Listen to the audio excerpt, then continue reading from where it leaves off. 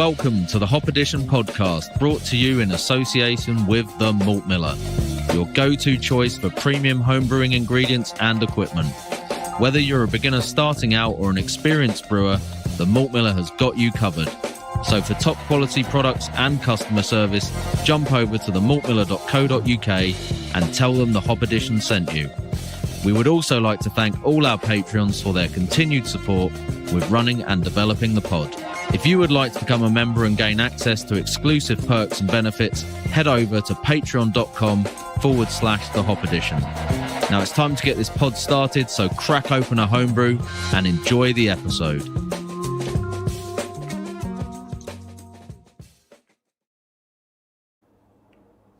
Good evening, Hop Editioners. Welcome to episode 125 of the Hop Edition podcast. And tonight we're going to be drinking Festbier from the great nation of Deutschland in celebration of Octoberfest. So it's our annual Octoberfest sesh.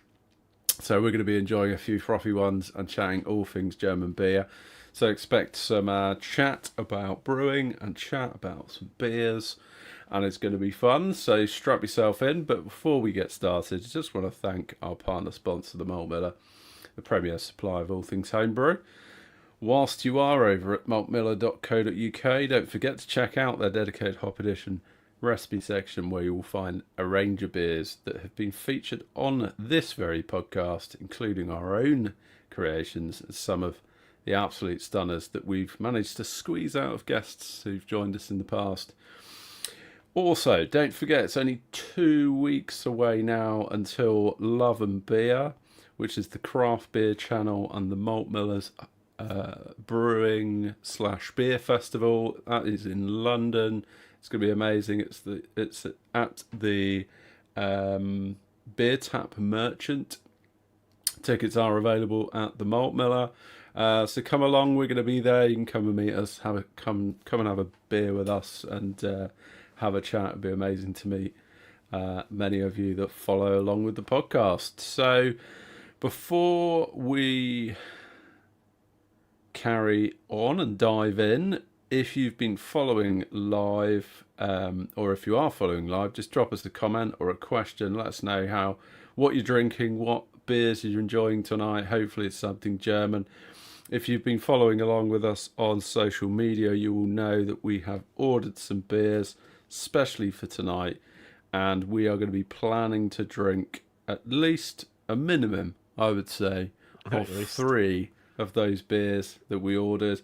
So we're going to be drinking the Augustiner Festbier, the Eyinger Märzen, and the Geisinger Festbier. And I imagine there might be some other beers as well. Who knows? Who knows? Maybe. So anyway, before we get in, how are we doing, chaps? We having a good evening? Very good, yes. So was it me and Tricky were both on it yesterday. I was at the Troon Beer Festival, just thinking, I think it was like 18. There was definitely 18 halves, should I say. But they never give you a half, and especially when one of your mates is behind the bar and gives you 3/4 of a pint and keeps going, whoops. It's always nice. It's always a bonus. But the beers were really, really, really good this year at the festival. There was definitely a kind of West Coast IPA theme throughout. There was a lot of getting that kind of orange caramel thing that was very nice. So old school Westy. Yeah. Leaning back into the old school. Yeah, a lot of breweries seem to be doing it. And it actually goes really well with the cask as well. A nice good bit of bitterness, and yeah, so no, I was loving that. And then this morning I was actually okay. I wasn't too hungover. Yeah. Impressive. I was not okay this morning. Yeah. Where were you, Tricky? I did a little bit of a trip to the Bedford Camera Beer Festival, so we had one on in town as well. Stayed there for a little bit, had a few beers. Did one of the good ones I had actually was a really hoppy sort of cask beer that was almost like an APA but on cask, that was decent. But that was basically just to keep me busy for a bit until I went up to Brew Point to tap the Marzen or Märzen that I brewed with them after doing a little competition with our homebrew club. They sort of chose that beer as one of two that they were going to rebrew for the festival. And last night was the first weekend they were doing the Octoberfest, so went up there and took a few photos, pouring a stein of it, and then sank quite a few of them to the point where I don't really remember much about getting home afterwards and what time I went to bed and all that kind of stuff. But yeah, the beer came out really well, so I was really chuffed with that. That was cool, and yeah, got a few free drinks, obviously, which was nice. Considering I went there and spent the whole day making it with them, but no, it was good. Was that on the pilot kit or was it on the big brewery? Yeah, it's on the pilot kit again. So I've done one before, and I did Mango a video Badness, for that. was it? Yeah, that was the one. Yeah. Which we did for their beer festival in May. Beer and Beyond, they call that. But yeah, they do the Oktoberfest weekends every year as well. So we switched it up this year and did a lager competition instead. So it's a nice little ongoing thing that we've got with the club, that we have that. And good. It's been nice to win a couple of them and do the beers as well. I take it there's going to be a video maybe appearing on the YouTube channel. I didn't actually bother doing any footage for it because I just I've kind of done it all before. It would have been a bit samey, but yeah, anyway, so my weekend's been pretty Oktoberfest themed already before we even get onto the podcast. So why not keep it going? That's it. Our listeners will be pleased to hear that I'm not hungover. In fact, I didn't even. That's why you're in charge. I didn't even have any beer last night. Didn't even have any beer because I was playing golf this morning, and I was like, what? I had a competition. It was a big competition. Right, and I was like, no, I'm not going to have any beer on Friday night. I want to be sharp. And I still played like shit. I was going to say. Should have had a breakfast beer still before you went. I know. You'd have probably played way better. I may as well have had a few beers. But to be fair, it was exceptionally windy, so it was tough. But we're not here to talk about my golf round. We're here to talk about Andy's Festbier. Hey.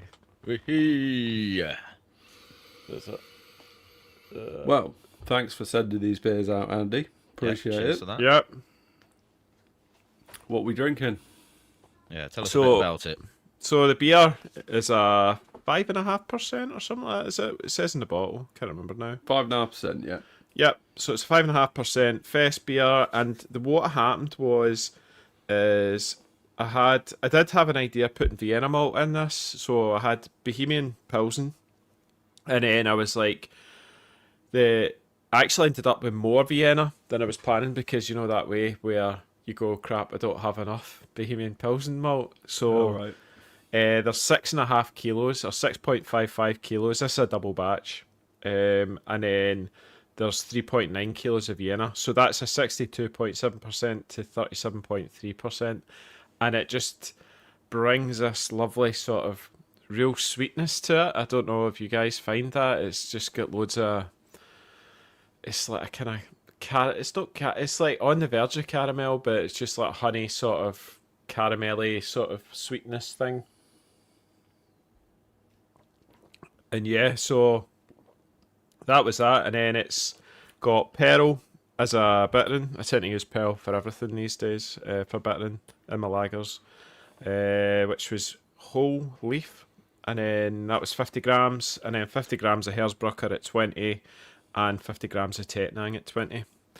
Tettnang I just love because of the spiciness it brings, and then Hersbrucker gives you that sort of berry thing, which I think is just beautiful in a German beer. Do you not think? Yeah, I like that. Like, you've got the bitterness just on point. Like it's just balanced to the point where it's verging more on sweet than it is bitter. Yep. So it's kind of very much like that Helles. Yep. Sort of style. Yeah, and it's like, not Czech. I think you've nailed that. Yeah. And there is like a nice, I wouldn't go as far as say hoppiness, but when you breathe out, you get this real like lovely, herbaceous kind of vibe.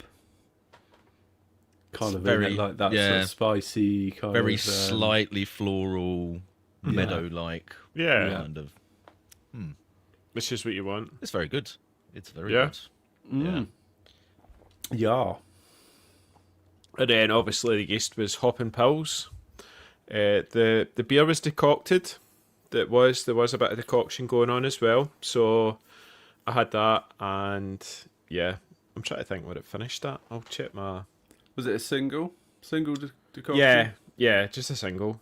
But it was Nice. step. There was a whole load of step mashing where it went from like 50, 65, 69, 77. But that was all just driven through the craft beer pie, and then I just helped it kind of near the end with the decoction. So his last step up to mash out was the decoction. Yeah. Yeah, nice. That yeast is actually originally an Oktoberfest yeast anyway, isn't it? I think, if I remember rightly. Yeah, I think Yeah. it is. It's a sort of Märzen yeast, and of course that was the original Festbier. So It finished at 10-12, so that's why you're getting that sweetness as well. But that's classic to hopping pills. It keeps a good bit of body to it. yeah, it doesn't sort of attenuates in the mid-70s, doesn't it? From memory. It's It's good. yeast I really like. And I'm actually getting like quite attuned to it. I was saying to the guys before we went live, you know, I've used it quite a bit now, and I can almost pick it out. There are certain yeasts you can just pick out, right? Like SO5, Yeah. Yorkshire, West Yorkshire ale yeast I can always pick out. USO5 SO4. I can normally pick out. Yep. Yeah, the peach is the giveaway with USO5, I always find. Yeah. And dead clean. But it's like peachiness. But yeah. No, so that was my, I think that's me done now with hopping pills. I think it's all done now, and obviously they're not going to make it anymore. So yeah, the latest thoughts with the beers tonight, that when I ordered from the malt miller, I put an order in for 100-gram thing of Einstein. So we'll try that next. Yeah. Yeah. I mean that's just 3470, isn't it? You could always get the liquid equivalents of it. Yeah. Yep. Yeah. So I think it was WLP 820 Yeah. was the one that we said that it was Hopping pills from, which you can get from Y yeast, apparently, according to the chart I'm looking at, as well as Bavarian lager yeast 2206, which I have actually used that for a Pilsner before, and it works quite well for hoppier beers as well. So I mean, they're all just like house lager strains, aren't they? So I don't think there's necessarily that much specialism within them as to what they're good at, but yeah. Nice. Cool. I think I've got a bit of hopping pills left in the fridge, but not very much, sadly. I think, you know, talking yeast, I think après ski is probably something I need to stock up on. I really like that. Yep. I've just bought a bunch of that actually. I got an extra sachet to double up because I only had one, so that's me get two, so I could do a 23-litre batch for that. I still love my 2124, the Y yeast Weihenstephaner, or 3470 equivalent.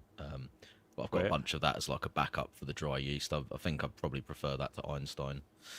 Although Einstein is supposedly 3470, I don't think I like it quite as much as the Y yeast liquid version for some reason. Don't know why. No, but it will be like malts where each malt producer, you know, has got a pale ale, and they all taste slightly different, sort of thing. So it will be. It's true. Do you think I was just sort of go off subject ever so slightly from German beer? I was watching a YouTube video yesterday, and it was a interview with head brewer of Daya. They're talking a bit about their kind of historical, you know, bit about their story. And the head brewer was talking about how they like exclusively used dried yeast, and then they moved across to using wet yeast, and they saw a really big increase in quality. Oh wow! And I was like, that's a really interesting statement to make from, you know, arguably one of the best breweries in the UK, and it's the head brewer. And I thought, I gave it some more thought, and I wonder if it's just a case that they were reflecting on the fact that they were using dry yeast, you know, 10, 12 years ago, and the fact that they'd moved across to wet yeast, was it a case that they just accessed More yeast. different strains rather than... So the statement was about, USO 5 actually, we versus- went from using USO 5 to Yeah, London Ale 3 or That could something. have definitely And- been something to do with it. I thought perhaps that might have been the reason. He didn't go on to explain anything more than that, but I was just like, I'm not, I was like, I'm not sure I agree with that statement. Because we've all moved back to dry yeast, I think, predominantly because of the selection now is so good, and it stores well. And it's maybe and a it's bit easy, cheaper. right? Yeah, it's so just much easy. easier. So much Don't think easier about than just having to make a starters. starter 3 days before. Yeah. Yada yada. Less risk. What were your thoughts? Do you think there is, just to sort of play devil's advocate for a second in terms of like his statement, do you think there is a quality difference between using dried yeast and wet yeast? No, No. Cool. not. Thought I'd just validate those thoughts for a second. I think there's a lot of other factors involved that could contribute to somebody thinking that it might be better. So, like, you might be, because you're doing a starter, doing a better pitch rate with liquid yeast, perhaps, or But I mean, as long as you're using the right amount of dry yeast, shouldn't really be any difference at all. Strain for strain, it should basically give you the same result. So, I know I've just said that I prefer, a liquid version of a different yeast, but then, as we've said, different yeast manufacturers might have slightly different versions of what is nominally supposed to be the same thing, but actually it's not. So, and I think that is the case in quite a lot of situations where you compare yeast, whether it be dry or even like different manufacturers' versions of the same liquid yeast. Sometimes you can see quite different results with them. So, yeah, That's quite interesting, isn't it? I mean, obviously they must be drawing probably from the same source. Maybe that might be an overstatement. There might be a number of different sources they draw it from that all have banked the same strain. yeah, But then subsequently, there's a lot of processes that go thereafter in terms of them. exactly. There's going to be a lot of generations and propagations and whatever while they keep it going themselves. Yeah. See what I've just put up on the screen about Teddy saying that he would only use a wet yeast where it wasn't available in dry, basically. So his go-to would be dry first, and then if it wasn't available, then he would use wet. Yeah, I mean, I'd agree with that. Yeah, the only time I'm going to use wet yeast is when I'm making a beer that really requires a very specific yeast strain Yeah, that you can't get in dry. Yeah. Basically, just made the same statement Teddy did. But there's quite a few that do fall into that category. So like your West Yorkshire that you've just mentioned before.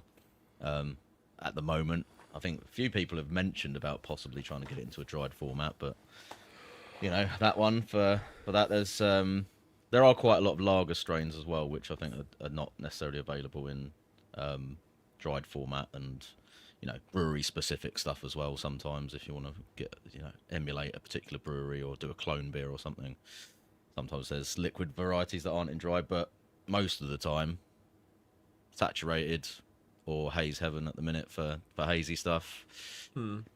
Brine 97 for West Coast stuff. Packet arrived of haze heaven. And so- I do continue to use the 21-24 for the lagers just because I've had so many good beers made with it. I was sort of afraid to go away from it now.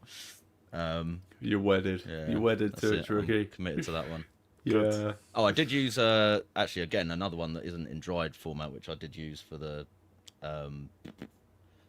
coming back to the German beers. The Hellers that I did recently was L17, which is actually the Augustina Harvest. strain. So and that's a fantastic yeast.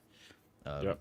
Which is Is worth going to the effort of doing starters and all that stuff. with. That's Harvest, isn't it? L17. Yeah. Mhm. Yeah. Who makes that? What's the That's yeast bank? Imperial. Imperial yeast, yeah. But yeah, there's the other manufacturers do have a version of it, I think, but it's not. Nobody does a dry version as yet. Although I don't know what WHC have got a Hell's yeast, haven't they? That I don't know if they've released it into homebrew pack size or if they've actually got it dry yet. But Hellfire Club or something. Yeah, like they that, did that. They did wet pouches, and then Yeah. they still do wet pouches. I'm not sure So they ever released it as dry. Yeah, I've got a feeling that might be the same strain. So you know, knowing them, they'll probably try and dry it out at some point if they can.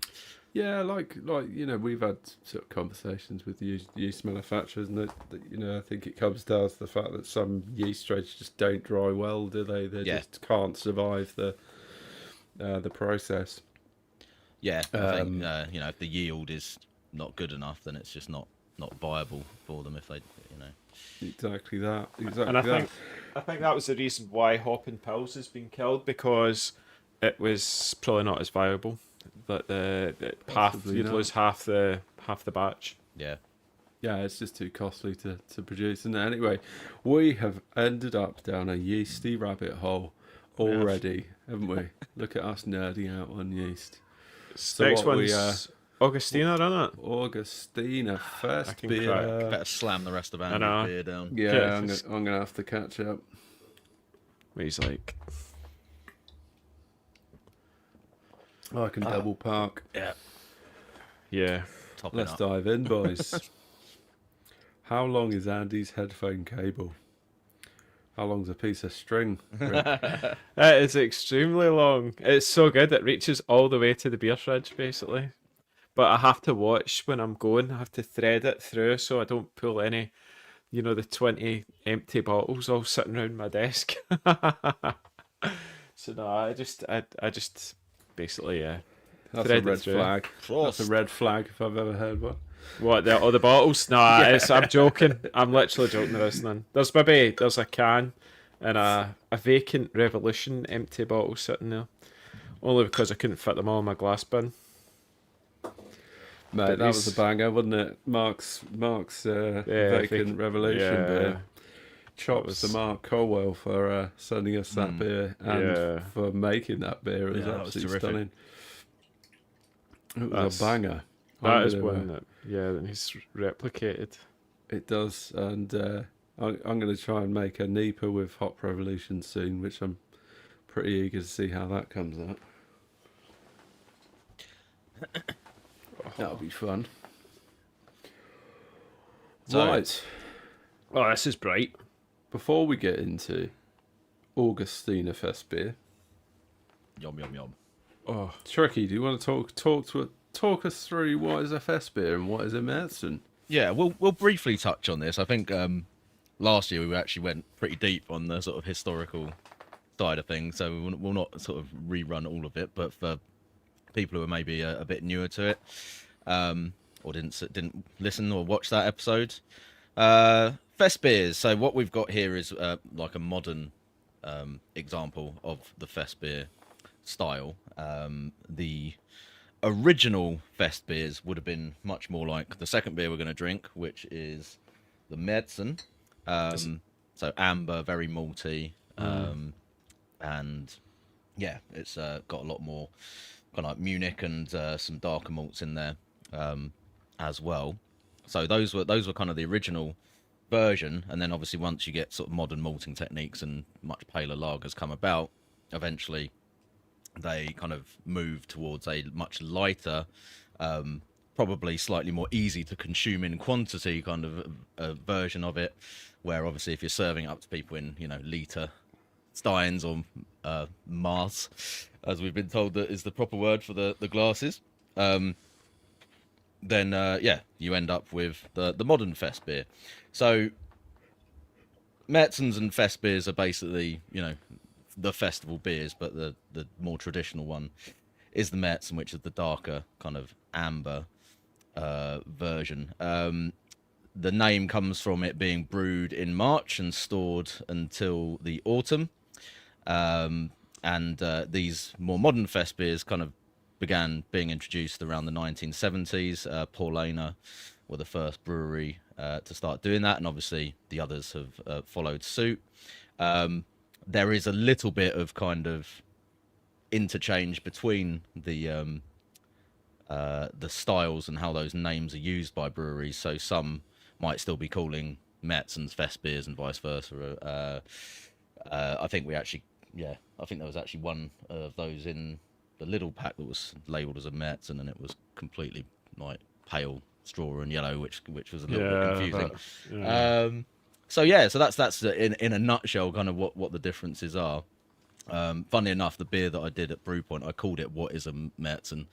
As the name, because I was like, everyone's going to come up to the bar and be like, what's a Mertzen? So I'll just name it that. And they thought that was quite a good idea, so they kept the name for that. That's class. Cool.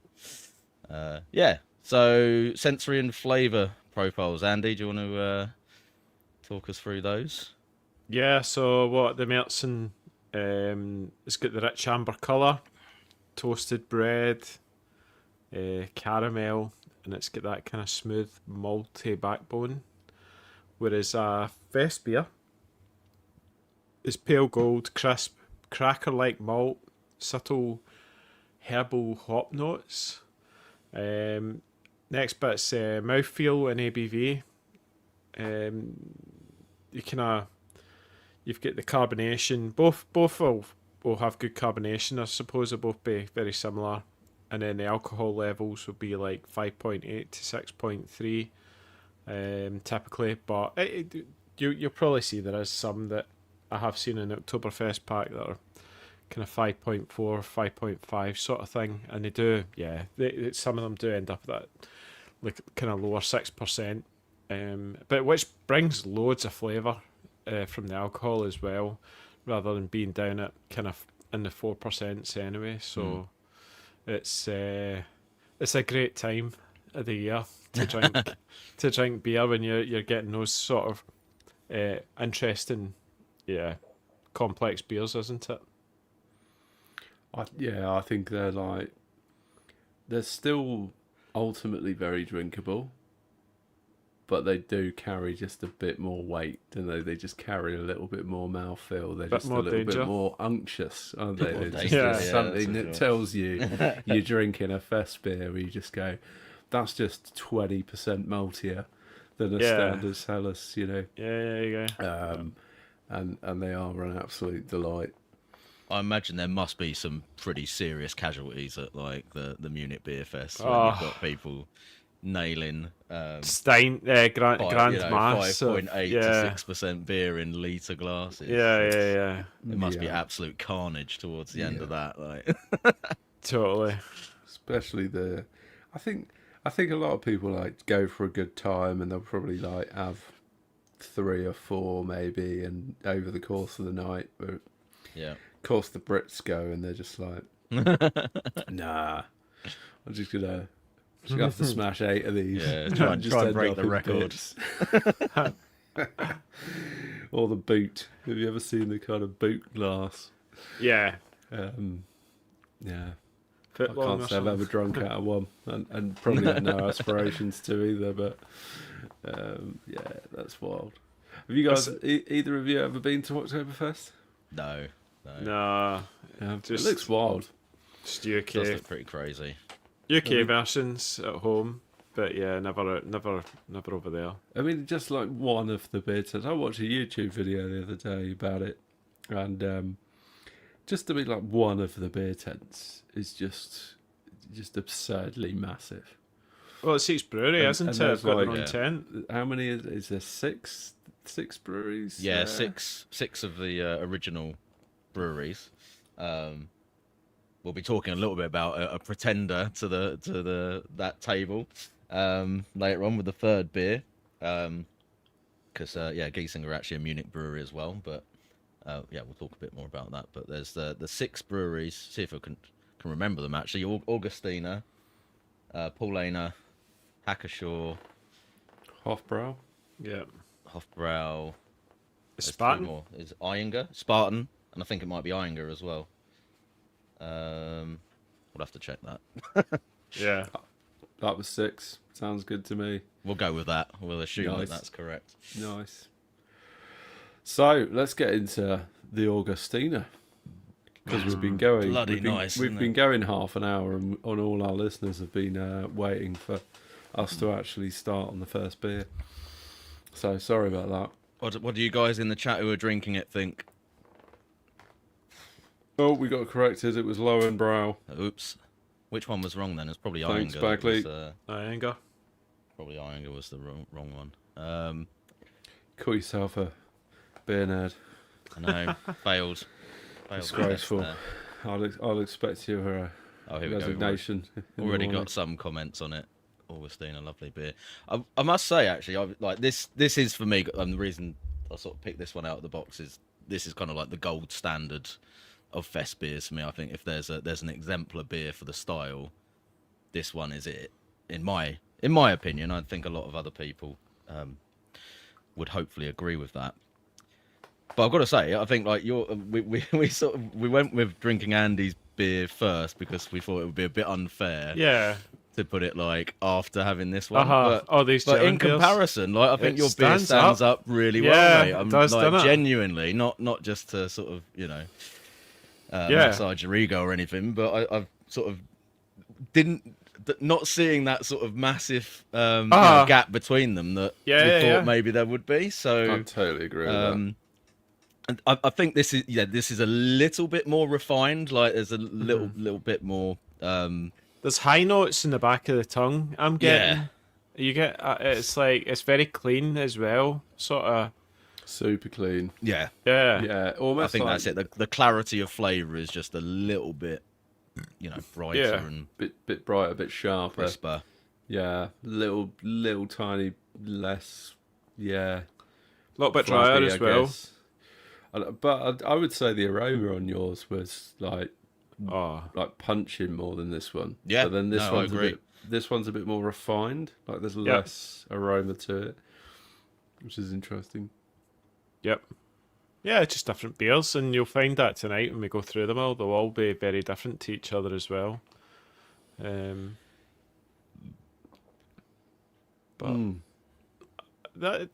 beer I made is like it's the sort of thing I want from my German beers. It's like I want that sort of spice from the Tettnang, and I want that sort of berry thing.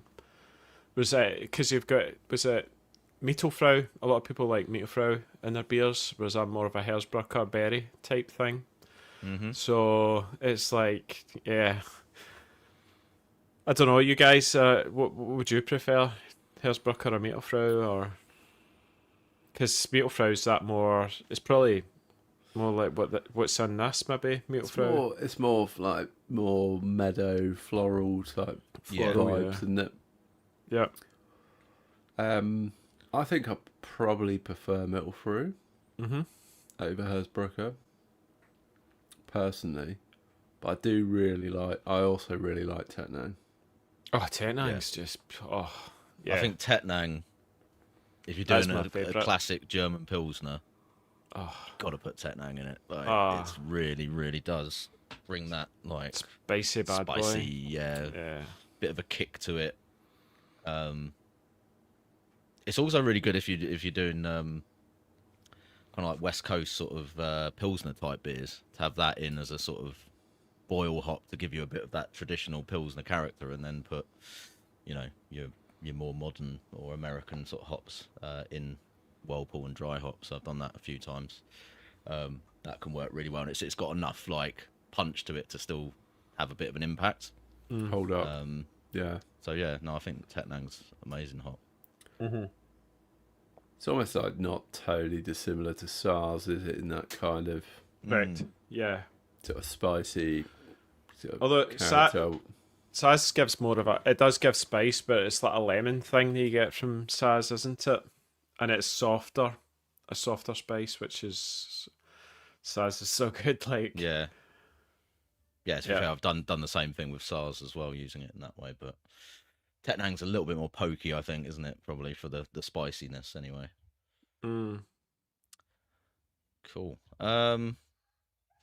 We're going off on tangents again, aren't we? That's what this podcast is all about. Yeah, that's how we roll. Side quests. We roll. We were gonna have a quick look at the Festbier sort of style guidelines and talk about it. I mean, like we said, basically, the guidelines are this. This is what it's supposed to taste like. But has anyone actually got the BJCP stuff? Oh, we should have put a link in, shouldn't we? That'll be fine. You guys chat for a bit, and then Okie dokie. Yeah. I'll talk about my latest lager that I just brewed and some of the ideas I've got behind that. On, so I've got in tank right now is it's like I think it's a 4.2% lager or something, and it's going to be for the what do you call it, the burn supper in January. And so the whole idea was I'll make it a lower ABV, but I wanted to use the wet hops from the garden, so it's got Saz in it from the garden, which, by the way, oh my god, it's so good. If you get a chance, buy some Saz and plant it in your garden, because it worked out amazing. Really, really nice. You're getting that lemony, spicy thing from Saz. But what I did do, right, is see the malt. Instead of going like a lager malt, I actually used the Pops Pale. So I've still got a little bit of the Pops Pale. So I ended up just using that, just off the back of what we had there with Vienna, because Vienna's really the German equivalent of a pale malt, isn't it? It's that sort of slightly darker kilned malt, which is like what Pops is. And so I wanted to try it, like, to see what a kind of pale malt from over here. So it's almost like kind of like who is it? It's not Braybrook. Is it Braybrook? No, who's the Utopian? Yeah, Utopian, and they use all UK ingredients, which I think Johnny from the Craft Beer channel just did a video there. And so this is almost like an all ingredients from the UK thing, and it's tasting really, really nice actually, with just using UK pale malt. I think they had Planet or something like that they were growing. But it's got that. That's Pop's malt must have been getting on a bit, Andy. I know. They turned the key on the malt. About a year ago, wasn't it? A year ago. Yeah. So it's probably a couple of years ago, actually. But no, worked out. Tastes good. So happy days. Nice. I buy all my malt whole anyway, so it tends to hold up a wee bit longer. So yeah, but the pops was crushed, and it was. Wasn't it? It was crushed. Yeah. No, I bought mine whole. I just went to pick it up at the farm. Yeah, I've got whole. A little bit of a bag of theirs left. That was whole. Oh, okay. For some reason, they crushed mine. I thought it just always came crushed. I obviously clicked the wrong button. There you go. But I've still got some of that bear malt lying about, but it was crushed, and it's got to be best part of 2 years old. So yeah, I think it probably ought to be heading towards the bin, to be fair. But yeah. What was I going to say? Did you wet hop it? Yes. Yeah. So I got something like 300 odd grams of wet, so that would turned out to about 70. I think when I worked out, I calculated it was 73 grams or something like that, equivalent dry of Saz at 20 minutes. 20 minutes, and it was a double batch at the end. So it was it's a good sort of. Yeah, exactly. And it is, when I taste it, I'm like getting loads of lovely sort of Saz character. Brilliant. And I'll send you it when it's all kegged and you can try it, sort of thing. Oh mate, I'd love to. Yeah, I'd love to try it. Yeah, please do. Yeah, definitely. It's tasting good. Beautiful. So I've found the BJCP guidelines 4B Festbier. Overall impression: a smooth, clean, pale German lager with a moderately strong malty flavour and a light hop character. It deftly balances strength and drinkability with a palate impression and finish that encourages drinking. So it showcases elegant German malt flavours without becoming too heavy or filling. So typically deep yellow to deep gold colour, should not have amber hues, bright clarity, persistent white to off-white foam head. Most commercial examples are medium gold in colour. You should expect malt richness on the aroma, emphasis on toasty, doughy aromatics, and impression of sweetness. You're going to get a low to medium floral, herbal, spicy hop character. It shouldn't be deeply toasted caramel or biscuity. You're going to expect a clean lager fermentation character. The flavour is medium to medium-high malty flavour with a light, toasty, bready dough quality and impression of soft sweetness. It should have a medium to medium-low bitterness. So it's really just a Helles on upped in terms of ABV, right? Yeah. It's going to taste mostly a Pils malt, but with a slightly toasty hint to it. The bitterness is supportive, so it's just aiming to balance the beer out. The mouth feels medium body with a smooth, somewhat creamy texture. I definitely get that from Festbiers. Medium carbonation, alcohol strength barely noticeable, as warming, if at all. And that's pretty much the crack. The commercial examples. The first one is Augustina Octoberfest. Hackashaw Superior Festbier. I'm not sure if I've had that one. Hofbrau Festbier, Lowenbrau Oktoberfestbier, Paulana, Weissen, Weinstefana Festbier. So all good cracking ones. In terms of IBUs, should be somewhere between 18 and 25. The SRM is 4 to 7. OG's typically 1054 to 1057. And finishing gravities between 1010 and 1012, aiming for 5.8% to 6.3%. But as Andy called out, I think you quite often see examples outside of that range, sometimes lower and sometimes higher. So that is the BJCP guidelines for Festbier. How would you rate Augustina? I mean, it Talk ticks us all through of the it. boxes there for me. I want to go beer review. I don't know. You guys, it's not my favourite of all the Fest beers that we've had. I do like a bit more of that. Heresy.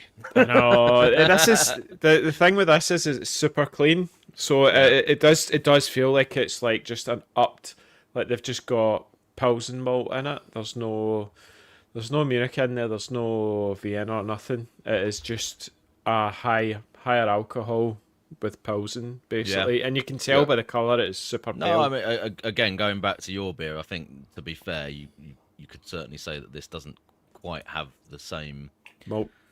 Ready, rich malty, definitely on the aroma anyway. I think it's malty, but yeah, more of a Pils malt character for me on the flavour.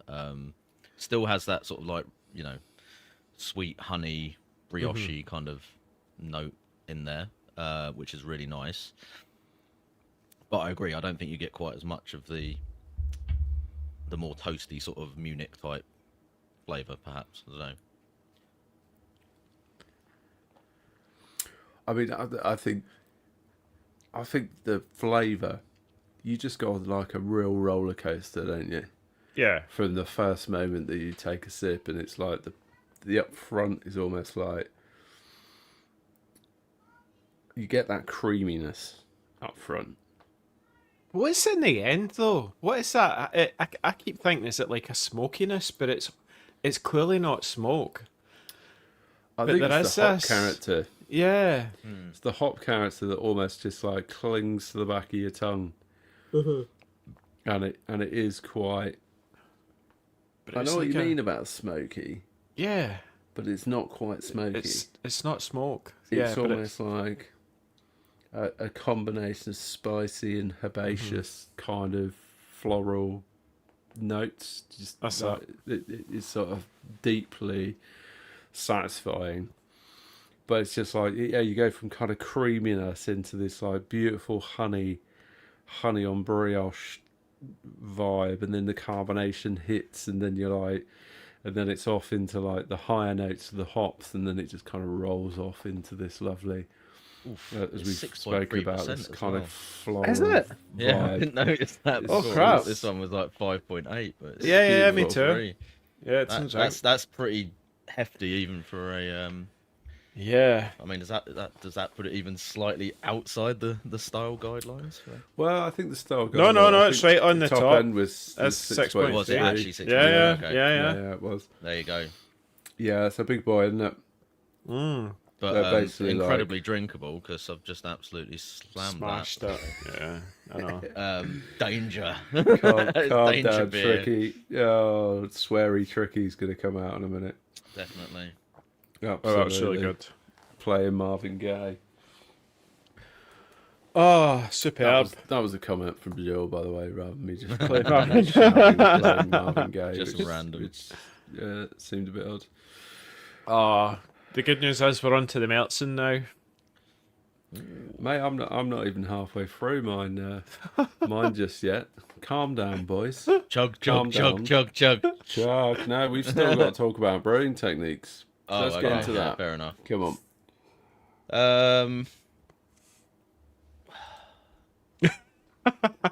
So what are we talking about? I had something on my mind there, but it's gone. Sorry. If you wanted to make or replicate or clone the Augustiner Festbier, Oh, yeah. what are we talking? What malt profile are we talking? Well, what malt first? Because I don't think that's Bohemian. Do you? Because Bohemian would be a lot more. There'd be loads more flavour in that. I think this is. Well, for a starter, they're certainly not going to use a Czech malt, are they? There you So go. I think they're going to be using some kind of German Pilsner malt. What is the other one that's specialty? Bamberg? No, I'm thinking That's Wehrmann. That's going to be smoked, isn't it? Smoked. What's the Wehrmann one that's Barker. Barker Pils? Well done, Tricky. Yeah. Yeah. But I've never tried Barker Pils actually, so have you boys tried Barker? Yeah. Yeah, well, I think I've used a bit of Arca Munich before. Yeah, I've used the Munich Vienna, I think, but I've not actually done it Pilsen. with the actual base malt version of it. That's one I would like to try. Is Weimann German? Yes. It's a German maltster. Yeah. It is German, So it could be Bohemian floor malted Pilsner then. But it's Yes. that was super clean and it didn't have the mega honey that you get from. That's quite a lot of honey. I don't know. I don't know. And that. All right. So you might be choosing Bohemian Pilsner. You might go I would probably Barker. Barker. You No, might just- go just a standard German Pilsner malt. Are you going to be using any? Do you reckon there's any Munich malt in that? No. 100%. You just reckon it's 100% Pilsner malt? Yes. Knowing the Germans probably. Yeah, it's so bright. It's unreal. It could have. It could have Carapels. a bit of the Carahel. lighter No. Munich in there, maybe at a smaller quantity. Yeah, I reckon there might be like 10% Munich in there.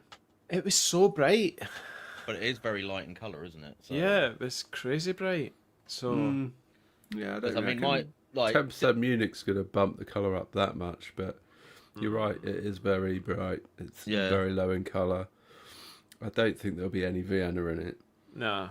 All right, so let's assume that it's just a straight Pilsner malt. Yep. Do you reckon they're decocting? No. I don't reckon they are. No, the colour's too bright. Yeah. Yeah. Step mash, maybe? Yes. Definitely stepping it, but not. No What- decoction. What hops are we thinking? The Metalfrau, probably. Middle through? Middle through, I would say. Just middle through. They through. could be using something else for bittering, especially Yeah, Pearl. especially Magnum. as middle through, and a lot of those other Hallertau hops are super low alpha acids nowadays. So Could just be Magnum. could be something like Magnum or a Pearl in for bittering. Yeah. Hercules or something. Whatever they're Yeah, using these I mean, days. Is like- Hercules not one of the most grown hops in Germany or something weird? There is some sort of fact like that. I know where- you nerded out and read the that full report, didn't you? Uh-huh. From who was it from? Barfast. Was it But Barfast? yeah, Belfast. I've signed up for that. That's really interesting. You get all the weather and how the hops are all growing and what the Consumption, diseases. production, Yeah. sales, the whole shebang. Well, it's quite interesting being a hop grower myself. Of course, yeah. You're pitting yourself up there, aren't you, with the best in that's the it. world. As a horticulturalist myself. As an amateur hop grower, I like to keep up with trends. I remember Andy sending this report round and going, "Oh, this is super interesting." I just opened it up and scrolled it. Was like, Nope. "This is not in any way interesting." There is better things to do in my weekend. Yeah, it was good. Admittedly, I did read it for a bit, but yeah, I'm only teasing, mate. Yeah, it's cool. It's cool. I think I did find an equivalent sort of document for the US hop growing, which was quite, I'll say it's quite interesting. You might think otherwise, Owen, but Yeah. Go on. I think I was Hit looking us at with that. some As, fun facts. oh, I can't remember any of it really, but it was. Oh, well, that's useful. It was. Blank. Well, why have I even mentioned it? I don't know. Anyone knows. Whoopsie. But no, it did sort of give a good sort of overview in terms of like how much of the market is actually like your citras and your mosaics and things like that, and proportionally wasn't actually that much of it, relatively speaking, because they still need generic hops for like fucking macro just brewing and stuff bittering, like that. So yeah. bittering hops, yeah, exactly. And I'm sure it was because tenants in Glasgow were using Hercules, I think, and it's just pure Hercules. And you do still get a lot of that sort of German noble character coming through. Like there is a lot of spice on it and stuff like that. And we used to always slag off tenants, but these days you have a pint of tenants and you're like, that's actually all right. So yeah, it's one of these things. It's just Hersbrucker, maybe it is, and Yeah. Augustina Oktoberfest is a bit in. We already know what yeast to go for, don't we? Because we've Yeah. talked about that already. So Yeah, you definitely easy. get your L17 or House culture. whatever the They've stolen from it. the other one. Well, didn't you say that was your go-to yeast? That you use? Tricky. Yeah. No, that was for- the Vine Stefano one. Vine Stefana for it's kind of like pilsners and stuff like that. But I do really like the L17 for your hells and that kind of stuff. So that's probably my second most favourite like liquid lager yeast, I suppose. Certainly in terms of the amount that I would use it. You can get that as 2352 from Y Yeast, which is their Munich 2, and White Labs have it as 6860, which from that number is probably a limited release, or like one of their sort of like vault varieties that they bring out occasionally. I would guess. But L17's the one that I would normally choose because Imperial do the bigger cell counts in their pouches, so you get there's not much difference in price, and you get nearly twice as much yeast actually in it. So Nice. still make a starter though. Always make a starter. Always make a starter. Uncle Tricky says, "Always make a starter." The mantra for, especially for obviously for lager brewing. It's got to be done. Almost definitely. I've actually been doing a video or working on a video currently for like lager sort of brewing tips, the yeast pitch is like my number one thing for that. It's just like you've got to go all out on the cell count with the lagers and try and get it up there, because 200 billion cells, you're still in a typical 5 and a bit % lager, you're probably 50% under pitching there, and that's before you even take into account the vitality of the yeast. And if it's a few months old, you might be down to 50%, so that would be 100 billion cells. So now you're at 25% of what you would ideally be pitching. So it's And you wonder why they say lagers are really hard to brew at homebrew level, because you almost have to get into that level of like depth of the hobby to understand cell count to be making starters, be it you can achieve the same outcome just with many packs of dried yeast. Once you can do that, though, I think that's such a massive part of like getting a good result. Yeah, for sure. Because the yeast is obviously so crucial. Yeah, especially if they're fermenting cold as well. Yeah, I mean, it's where a lager is made or not made, isn't it? Basically. Yeah. If you because the majority of flavour will be from the yeast, I think, in a lager. Well, these types. The quality of the fermentation, right? It's like you can make the best wort in the world, but if you don't get the fermentation right, it's like, well, you're gonna just have a crap lager. That's just goes without saying, right? But we shouldn't be putting people off. Like go and do lagers, because a lot of people will be put off because of what we're talking about just now. It's like, oh, it's scary, sort of like I'm gonna mess this up, but. As long as you pitch enough yeast. Well, again, if you're going for the easier option of using dry yeast, it's just a case of like maybe put two pack. Well, pretty much always put at least 2 packs in. Yeah. And a lot of the time, 3 packets is probably going to be actually getting you closer to where you'd want to be in terms of the actual cell count. But obviously, that's massively dependent on how strong the beer is and batch size and that's true. So get the yeast calculator out. Brewfather's really easy to use for the yeast calculator. It'll tell you basically exactly what you need. Yeah, it's never been easier, right? Yeah, that's true. And I'll normally pitch 4 packs for a double batch.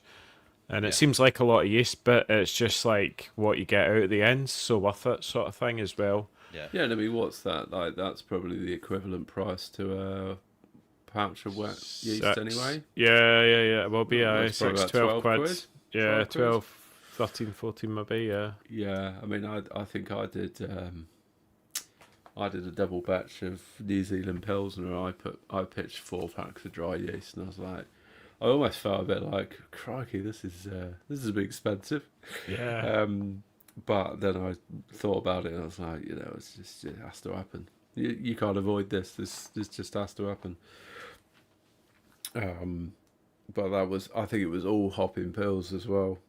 And I think that sort of made it worse because I was because we know it's gone. Had so it's much a limited pills. supply. Yeah. I was like, 4 packs in one beer. This is this is rude. Yeah, it's a wee bit, but stuff it. It's just like send it, enjoy it, make great beer. I'm going to ask a question, but I am going to politely ask that we don't go down a rabbit hole for the next 45 minutes. Water profile. Let's talk water.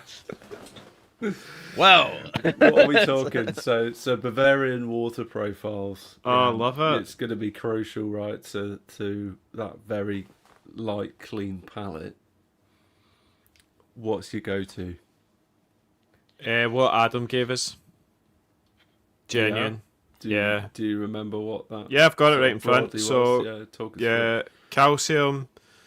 It's down as kind of 60, chloride's 90, and sulfate's about 28. So it's like slightly higher chloride to sulfate, and just that sort of 3 to 1. Yeah, and then the calcium's good enough sort of thing. 60, it's still low enough, but it's a sulfate is low to chloride. So chloride's the dominator, and see, every beer I've made with that water profile for lager has been amazing. Spot on. Yeah, it's beautiful. I guess that's going to be lending more towards that kind of malt forward kind of lager, which for the most part is most lager styles, right?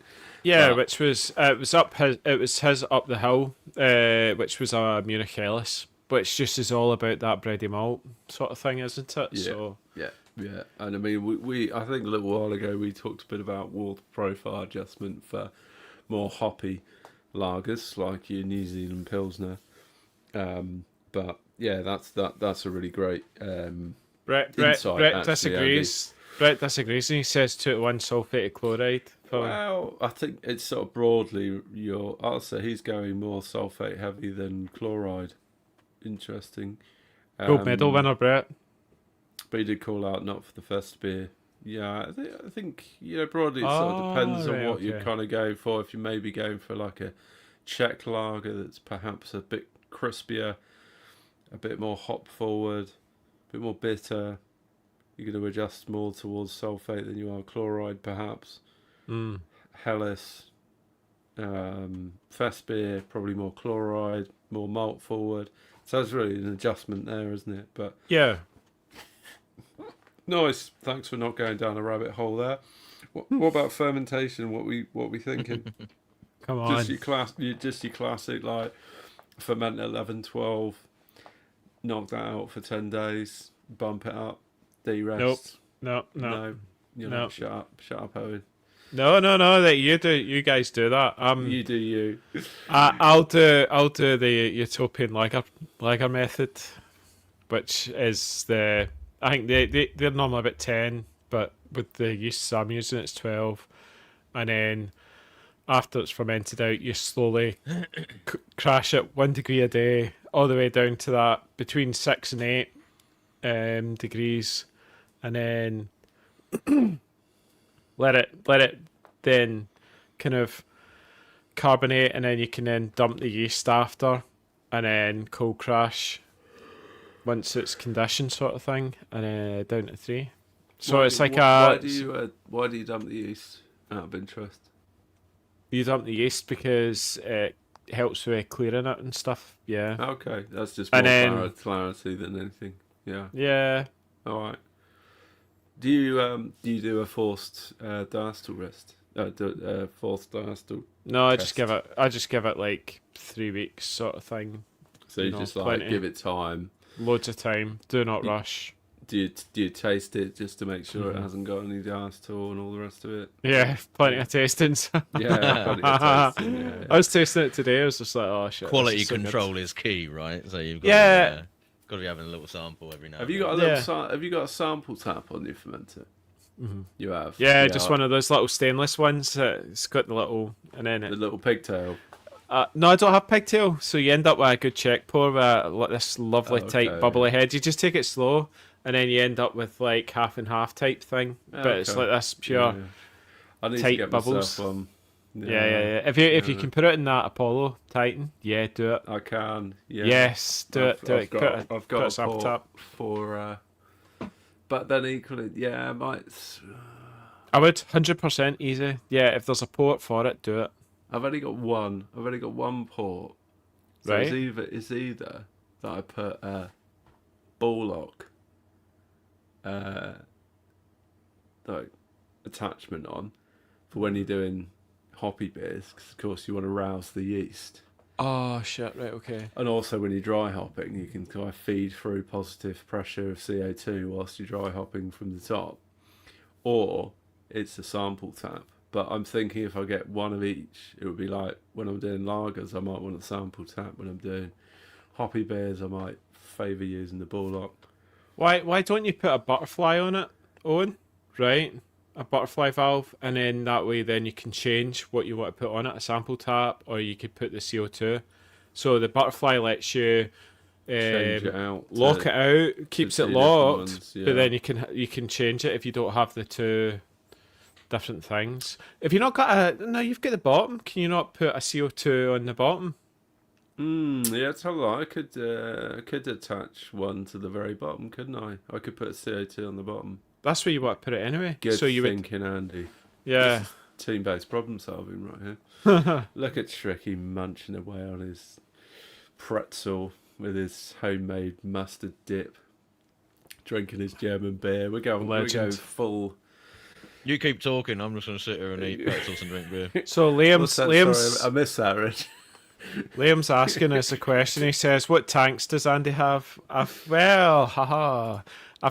I've got the SS Brewtech tanks, and I've got a 14 gal uni tank is the big one, and then I've got the second one, the 5 or 8, 7 gal or whatever it is a SS Brewtech Chronicle, which is non-pressure, so you can do like 1.5 psi max boost is what we always joke. But so it's good for like you can't carbonate in tank basically with that, but you can do like oxygen-free transfers, which is great. So I tend to do all my ales in the Chronicle, and then I'll do lagers. I'll always double batch a lager, and because it's that whole process of the slow cold crash, and then it's like it carbonates itself, so you get this super fine bubbles and all that, and loads of flavour as well through the whole process. So Are you constantly putting head pressure on it whilst it's I'm all just crashes? yeah, it's hooked up, yeah. Yeah, nice. Yeah. So it's just slowly carbonating. So by the Yeah. time you keg it, it's pretty much carbonated. Yeah, it will be, yeah. And then it just hook up and serve. I mean, just now when I'm taking samples, like, it's genuinely like the super tight sort of bubbles sort of thing, as I was saying, which was really cool. I love that. Yeah, and that only comes through as natural carbonation. So some might disagree, but yeah, it is good. Should we talk about this Iyengar Best Martin? You crack on, boys, because I'm not quite there yet. Is he still struggling I'm still through going with the Augustina. Me and Tricky, who were on the we were session yesterday, and the two of us are already I warmed think it's up. because we're ready. just topping up. We're just Oh, like, we're just like back Monday, baby. back on it. Yeah, thirsty as. But this is what I love. It's definitely This is malt. Multi and bad malt boy. character, yeah. there's loads of biscuity stuff on the nose. It has isn't got a there? really interesting, biscuity. Trying to put my finger on it. It's like a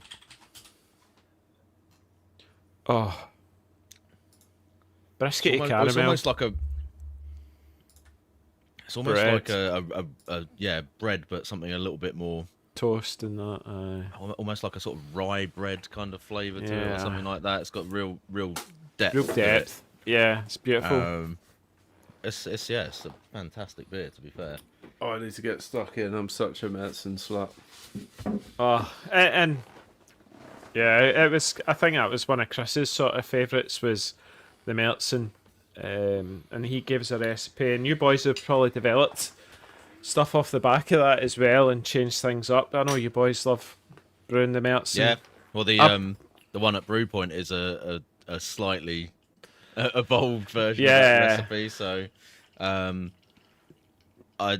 mean, the one that I brewed myself, there's a few things that I would probably change with it a little bit, but I think the one we redid at the brewery actually, in my opinion, came out a little bit better than the original one that I took to the competition, and was really nice, very drinkable. But this is still really clean, but just so much just malt character to it. Yeah, it's got the sweetness as well that just lingers in your mouth. That's just It's very, very subtle sort of caramel sweetness, but not. So I think one of the things we've talked about with the Meltzen recipe, as in the sort of the one that we've all kind of used from Chris's original version, is whether or not the kind of caramunic type malts or crystal malts should be in there or not, or whether they can lean the flavour a little bit too much into that sort of sweet caramel kind of territory. This is very light in terms of that flavour profile for me, but there's just enough there, again, to make it have that extra layer of tastiness. You're right. Yeah. You're right. And I think there is very subtle differences in beer style from a Meltzen to a Bock to something else, and it's almost like it's brown bread verging on caramel, or brown bread verging on toffee, and it's like a Meltzen shouldn't be caramel, it shouldn't be toffee, it should just be clean still. Clean. It's like it's a Festbier, just it's got more like bready, it's like caramel, more brown yeah. bread rather than white bread. Yeah. That's a good one. That's almost like the analogy. That's a good analogy. Yeah, brown bread. I like that one. Yeah, it's excellent. It's the Yeah. healthier version of the Festbier. Yeah, It that's what actually it is. says in the It's whole grain. yeah, 5.8 that got us. yeah. It actually says in the guidelines for this one that a caramel sweet or Yeah. roasted malt is inappropriate to style. So, I mean, yeah. Did we not? The original there's a- recipe had caramel in it. Yeah, I think there's an element of Crystal. Very It's light got- caramel flavour on this, but it's very low level. Yeah, you tend to use they tend to use Cara Munich in a medicine, right? Which is the bit that tends to give it the colour. Because you wouldn't get that with Munich malt. There's no way you would get that dark with just Munich. Well, No. I mean, this isn't super dark for an amber It's- lager, I guess, but Still, you've got to. there's still a bit of brown. Would you get? No, you would Because get obviously more you've orange. got your darker grades of Munich, haven't you? So if you were using a high proportion of, say, Munich 3, what's the Oh, yeah, EPC that's on true. Munich 3? You 'Cause could normally it's- probably get the colour up somewhere close to this without putting any. What EBC is Munich any 3? other- just trying to find out now, actually. Yeah, 'cause- Weirdly, I'm kind of getting a bit of coffee on that. yeah, which I says think it. that I think says it to might. me- I was thinking that actually before that there was a slight. That's gotta be like that Well- sort of roasted sort of brown malt type thing. Yeah. I don't think there's probably brown malt in it. But No, I do wonder if that's just the fact they've gone from an Augustina Festbier, which is super light, so clean. to a medicine. It's a bit of a leap. I think dark Munich can go up to about 25-30 EBC. There you go. That's So if you've Yeah, got yeah, enough yeah. of that in there, Yeah, you yeah, are that going to be would do it. getting quite a big colour change. that's a malt I don't think I've used.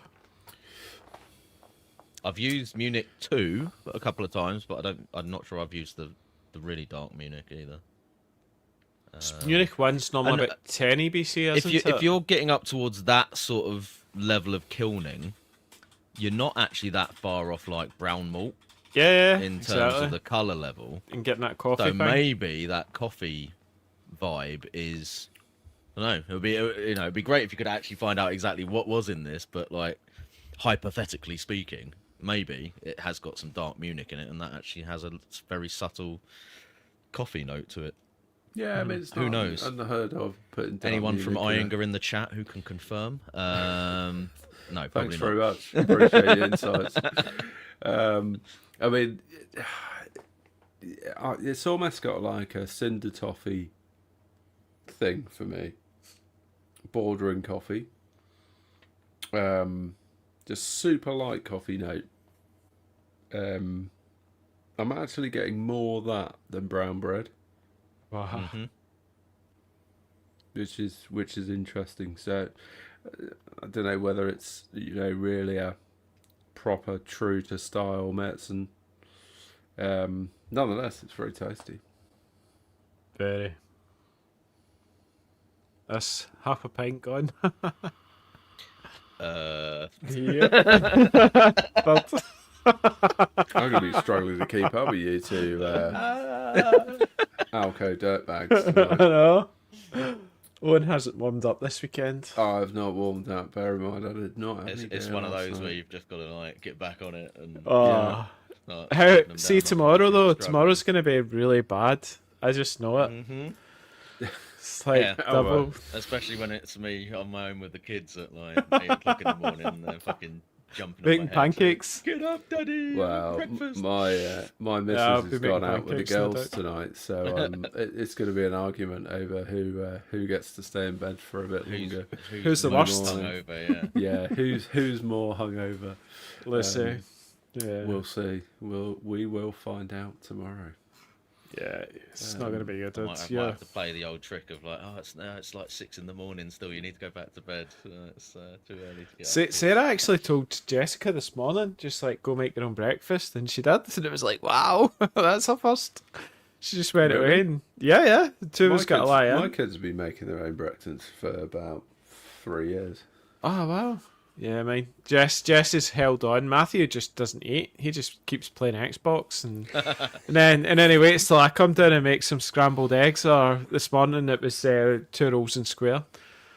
So the old Scottish square sausage. Yeah, just for those that need translation on that, that's a bit of sausage in a bun.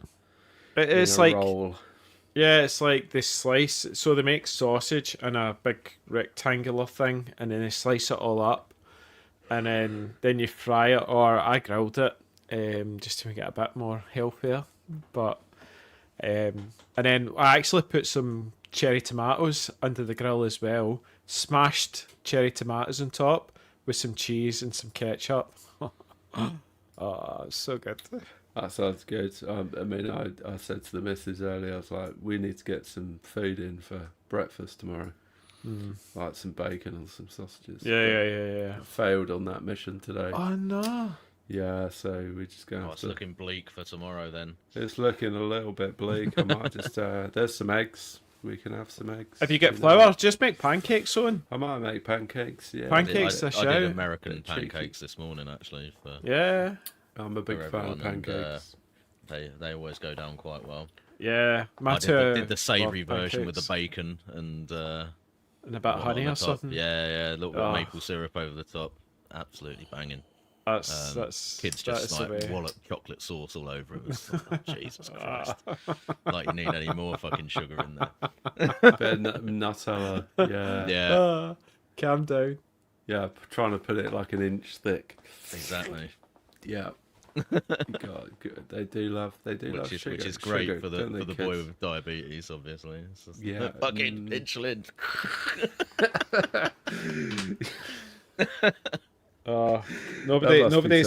Nobody's as hungover as Dell is.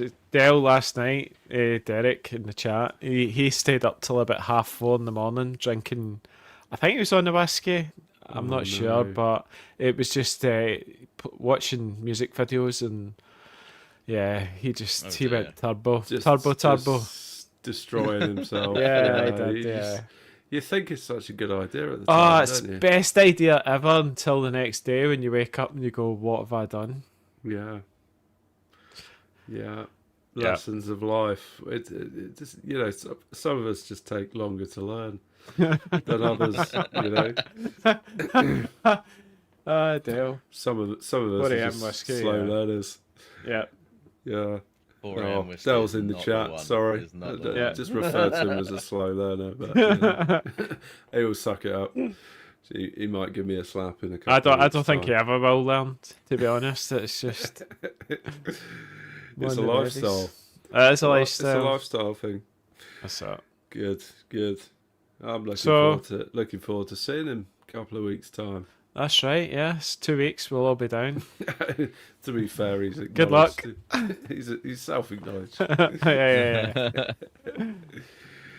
Gilles got a 14-week-old puppy, so he's 6:30's lion apparently. Wow. Yeah, try having kids, mate. Yeah, could be worse. Ross, our other mate, who's coming as well to Love and Beer. He's normally up about 6:30 with kids. He's got 2 youngsters, and they get him up super early. There was one time we were up till 3 a.m. drinking whiskey, and Ross got up at 6 with the kids, and we were just like, 3 hours sleep? What? Oh, That's horrible. absolute dedication there. That is dedication, mate. Yeah. I've been in that spot a few times. Well, maybe not 3 a.m. on the whiskey, but it's been a few times when it's been like I have to get up with the kids, and it's just like go downstairs, make some breakfast with them, put the telly on, get a blanket, lay down on the sofa. Yes. Right. That's you two watch TV. that's a very regular occurrence on a post-podcast Sunday morning here as well. Yeah. Do you go hide in the front room, or is it in the corner couch at the back, Owen? Oh, but yeah, there's been a variety of different places, so I might sneak off for a nap. It's getting easier as the kids are getting older. Yeah, you know, exactly. It's less an imperative that you're keeping a close eye on them. Well, Thomas will happily like either stay in bed and sleep because he loves a lion, or Oh wow. he'll just get up and play games or whatever in his room, Yeah. like you were saying, Andy. But Elsie's just like bouncing off the walls still at Yeah. age 5 or whatever. So Yeah. I don't very rarely get a late lion if she's about. It's normally the dog You'll hear that like. Up. Jeez, that's Her it. feet coming down the hallway, bam, through the door. Yeah. I want to go downstairs now. Yeah, no, the kids, my two are like they'll sort of hang out and keep themselves entertained for a couple of hours after they wake up. They still get up pretty early, but it's normally the dog that starts whining about 6:30 because he needs a piss, and you're like, oh, right, and he won't stop. He won't stop whining until you get up and let him up. To be fair, I'd be the same if I needed a piss. Fun times. I know, we need to teach them how to run the brewery so that we don't need to get up, they can mash in and all that. Yeah, That's the that'd dream. be really handy. Get the mash on for me. Aye. 6 in the morning, we can have a nice early finish of the brew day. Since you're up early, I know. We get upgraded to brewery founders, and they become head brewers. That's it. Yeah, we get all the accolades. That was the main reason why I had to upgrade the brewery to double the size, because of Graham's feedback about his son's tanning his brewery. I thought, better get the upgrade in now. Apparently Dell was down the mines at age 5. Standard can you Scottish verify childhood, that, isn't it, Andy? It's Yeah, half he's the course, yeah. definitely rough, yeah. Sent him out on the streets at 5. Yeah. You know, back in the day. Back in the day. We Walk lived barefoot. we lived in a boot, in a puddle. Yeah, there we go. To walk barefoot to school. Very good. Very good. What else are we thinking about this beer whilst it's sliding down? It's great, really good. I don't know if I could crush 10 of them. You know what I mean? No, Yeah, it's I'm not- with you. I mean, it's a perfect illustration of the, why they moved to the lighter Yeah. best beer, isn't it? Really, because Really? if your goal is to get people to be hammering down like liters of the stuff, Yeah. the previous one and your beer as well is like a lot easier drinking than this. Not Yeah. because it's not nice, but it's just It's a lot beautiful. lot more going It's on beautiful. there flavour wise. Yeah. It's a bit heftier. Yeah. I'm gonna come out and say that I'm not sure if I like this beer. Oh, what? Really? I love that. I'm not sure I particularly like it. And I'm a medicine fan. Yeah. Is it that slight coffee thing that's throwing you off a bit, or just? Yeah, I think it's that, and there's just sort of a heaviness to it. Yeah, well, yeah, there is a heaviness. Yeah, I don't know. I'm not. I wouldn't go as far as to say I don't. I'm going to contradict myself. I'm not going to go as far as to say I don't like it, which is literally the statement I just made. I'm just not a big fan. It's not a big fan. Well, hopefully the Giesinger's Festbier that's up next will I think lighten it up. that might make me Not get cream you my back pants, into the to back be into the honest. spirit of things. Yeah, I reckon it will. For sure. I'm still going to drink it. Don't get me wrong. Chop chop. Chop chops, hurry up. It's like you're still half a pint. Still half a pint, boys. I've been lagging behind. You are since so the struggling first tonight. beer. I know. Since the first beer. Have you got enough spare glasses for all these half glasses sitting about? Oh yeah, I'll find one. Don't worry. I've got my nice gold Let's Gold malt miller glass. Oh, the malt miller one. Yeah, I'll I don't use know what mine that. does. That I think it's in seems the house. that seems appropriate. Yeah. And I've got my other Really malt old. miller glass. Oh, I've got that one sitting here. Yeah, When have used it? highly recommend the malt miller glasses if anyone needs some fresh glassware. Yeah, the 80s one's beast. I love that. It's Yeah, a that lovely is- glass. that's actually. quality. That's my glassware. favourite. I like Definitely the favourite. I like the fact it's not nucleated. I don't particularly like nucleated glasses. Oh no, I'm the opposite. I love a nucleated glass because then you Yeah. always get a great head on them. Oh yeah, I think I like the head, but I just don't like the fact that the beer's flat by the end of it. But then, You're as slow. evidence this evening, maybe it's Yeah, I yeah. don't drink it fast enough. But I'm not. Can you buy the gold malt miller glass? Oh, do you know anymore? what? I think you I'm can. not sure that's coming up too well That's a on the live Possibly. stream, but I don't can know. you still buy this one? I'm a big fan of this one. The gold I like one. it. It's I like like a it. really Got a old couple of glass. those. That's Proper- like hand. You put a hand proper pull in that. tankards. Yeah, it's a tankard type old man beer glass. Yeah. I quite like it. It's got some heft to it.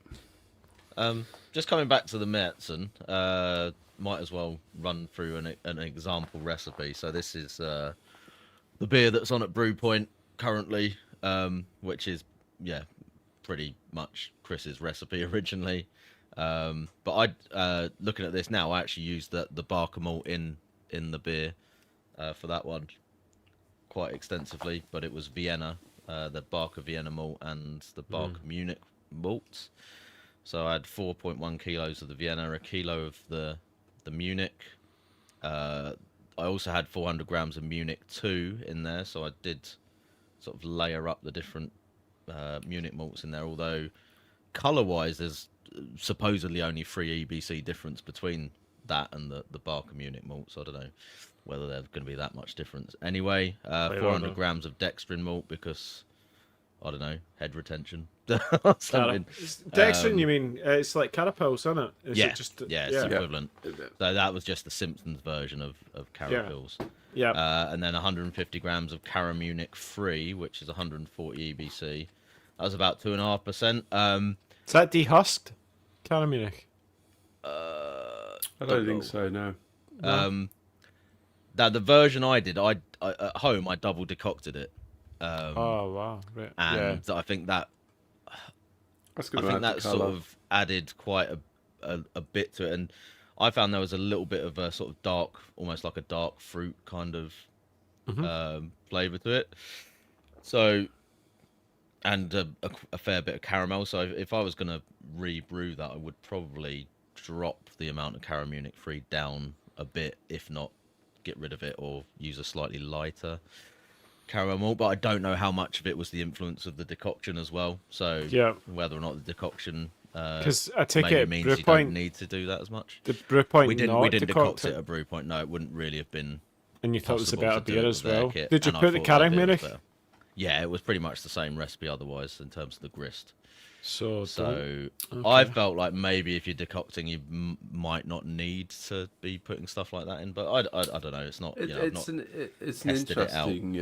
interesting discussion, isn't it? And we're perhaps hoping to have a more decoction lager type episode in the future. We try and pull someone in that knows a lot more about it. But it's an interesting point you make, Tricky, just in terms of how much colour does it add.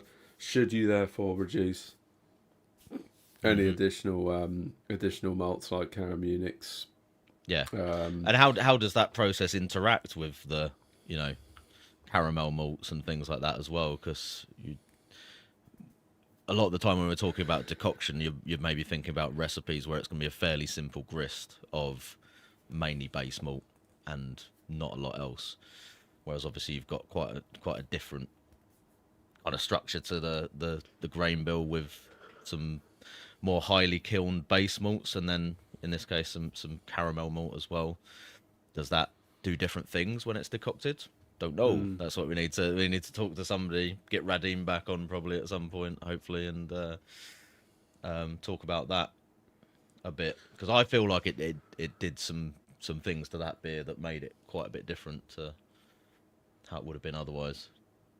Good or Yeah, bad? you wonder if that kind of Munich edition is because you're making a single infusion beer, and you're almost trying to create Yeah, exactly that. the color and the flavor profile that replicates the. Yes. So Yeah, then does it the- become a the- little bit too much if you then decoct on top of that? I don't know. Yeah.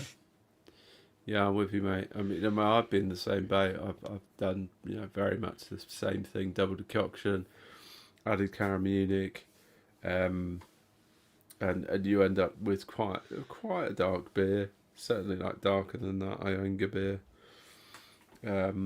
Still very tasty. Yeah, so an interesting point to discuss in future, I think. Definitely. Yeah. Don't really know enough about it right now to sort of have any kind of firm conclusions, but anecdotally, It's I feel almost like it's definitely something that's it's something we maybe need to worth experiment investigating. with. Yeah, Yeah. but it's like for us. That's a lot of time. It can be a lot of work that goes into something like that. Well, that's the thing. I can't see myself being on like version 14 of the Mertzen where I've tested every permutation of Yeah. decoction or not, or Cara Munich or not, or etc. etc. Well, I think that would be an interesting experiment for the three of us to do, wouldn't it? Would be one of us doesn't decoct it at all Yeah. But and brew uses kits. Cara Munich 3. One of us goes sort of with Yeah, Cara okay. Munich 3 plus decoction, and then one goes somewhere in between. And Yeah, then we no, go, yeah. okay. See what it brings. Let's do that. Fuck it. Do it now. Yeah, could be an idea. And then that way, the brew kits we've done beers where we all brew in the same thing, and then it's like there's still differences between us because of the brew kits and all that, and how we do things. Subtle, Quite subtle significantly differences. so. Which sometimes. always go like so to try and clone a beer is a nightmare, right? Because you're never going to clone it, and then even breweries that change their brewery have absolute struggles trying to reproduce like a beer that they used to make on a bigger scale. So it's just like, what hope have you got? It's just Yeah. Well, I when think we did the all Citra about pills, didn't we? That evolution. Mark's just mentioned. Trying to think back now, how different were the beers when we did that? I think there was quite a range, wasn't there? there was diacetyl issues. I remember with that. That taught me that I think I'd rushed it at the time, and I can't remember if it was yourself, Tricky, as well. Yeah, it was mine as well. And we both said the same thing. We sort of We rushed it.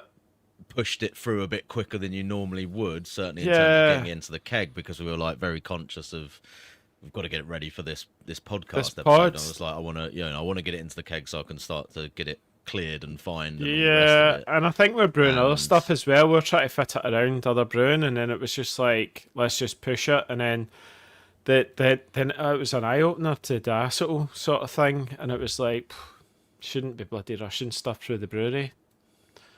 No, it's never a good idea when you're trying to. There's two good rules for homebrewing, right? It's like never try and just push a Yeah, beer when you don't have the ingredients that you need, and you end up compromising it. It's, And don't rush fermentation. it's another thing that I'm we'll be talking about on the lager video that I mentioned before, or lager brewing tips.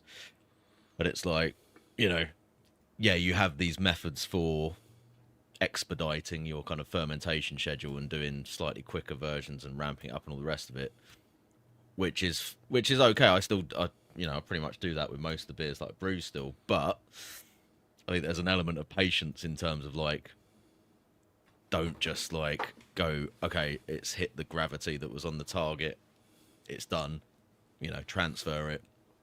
It's like you need to make sure that it's fully fermented out, and you've giving it a bit of time for the yeast to sort of do whatever it does towards that end point of fermentation, and Correct.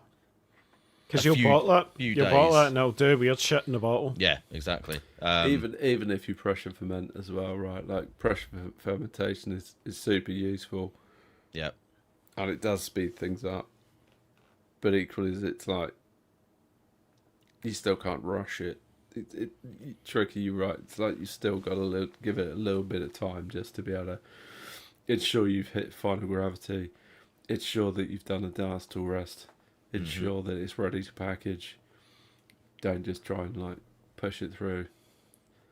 But I think coming back to the Citra pills, I think I recall that both of you might have pressure fermented and or maybe rushed fermentation a bit. I think I ended up using Bohemian Pilsner. Yeah. If you recall. And we all went, oh, this beer's really nice. Owen, what did you do differently? It was like, you didn't actually use you didn't use the base malt. Dingermans. We were all meant to use Dingermans Pilsen, and then yours was Dead Yeah. Honey, and it was like, I didn't, hold on. No, so I cheated slightly and ended up using a far superior base malt, which to be fair, shone through. But I think interesting. I think sort of those points aside, which were around fermentation and base malt, was we ended up with, I think, fairly similar hop profile aromas and flavors. Yeah, but just Which a bit was of caramel, sort of like Withers Original and some. yeah, but I'm not sure there was necessarily the conclusion was, oh, our kits are different, therefore it creates an enormously different beer. I think maybe like had we gone for a non-lager version and gone for something that might have been a bit more straightforward to make, maybe you would have come to that conclusion. But We see when COVID hit and we were doing the live brew days, so we were all getting the kit and we'd all brew the same beer. Even then, they were all different. Like, Yeah. we were sending them to each other, and it was like, oh, yours is so like this, and Yeah, there was very few recipes where there was sort of like consistent results. I think there was a couple of beers where it was kind of remarkable how similar some of them did come out, even despite all of those different factors. I seem to remember the Hokum would always turn Hokum Stomp was always seemed to be like you could pretty much tell that it was that recipe from whoever's beer it was you were getting. Yeah. But other than that, I don't really remember many of them where it was like you'd get really consistent results. I think, but I think why that would the be, challenge. I think the challenge there was always that everyone would read the recipe and they'd go, "Oh, I've got most of that, but I don't, I don't have that malt. So I'm going to sub it in for something else." Or, or they'll go, "I don't have that hop, so I'm going to sub it in for something else." And then, of course, you do end up with quite different beers because you only have to change salt for sugar, and something tastes very different, right? Yeah. What was that? So I think the sort of true difference between kit variables, I don't know. I'm not sure. Providing you hit the numbers, providing you hit the OG, the FG, the IBUs, the blah. Like in theory, the beer should come out pretty darn similar, right? Regardless of what kit you've made it on. But if you're then going, oh well, the kit difference contributed to the fact that I had a higher OG and a higher FG, or I ended up with a higher OG and a lower FG, and therefore it ended up like 1% more, you're stronger or whatever. It's like what you're accounting for there is more like process control than you are kit variation. That's the ability just to like brew more consistently, like to the numbers. Like if we were like super tight on it and the three of us brewed the same beer to exactly the same numbers, I still don't think they would do the same. I would argue that those three beers are going to be pretty damn similar. Nah, you would be like, oh, that one's. You would be able to go right. That's the best one, or something like that. There'd be. Maybe that'd be a variance in quality, maybe, and I think that might come down to how tight our fermentation was, or actually Even it bottling. would probably come down to packaging. It Packaging. would probably come down to how well we package the beer. And did you send it on a treat hot? Did you send that in the hot week? And I sent it the week, but a few days later, and it was cooler. Maybe. Yeah. Or I And sent that's it mad. Next Was, day DPD. was one bottle scrupulously clean and the other Yeah, one wasn't? yeah. It's got a slight, you know. It's mind-boggling, isn't it? There's too many fucking dials to It's consider, mad. isn't there? Yeah, it's mad.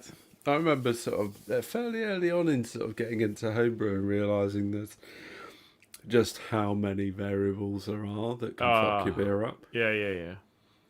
Yeah, and I think that's quite like an eye opener when you start into the hobby Oh, and you go down the rabbit hole and you start it was to malt. realise. I remember You when realise that every single step there is some form of risk, isn't there?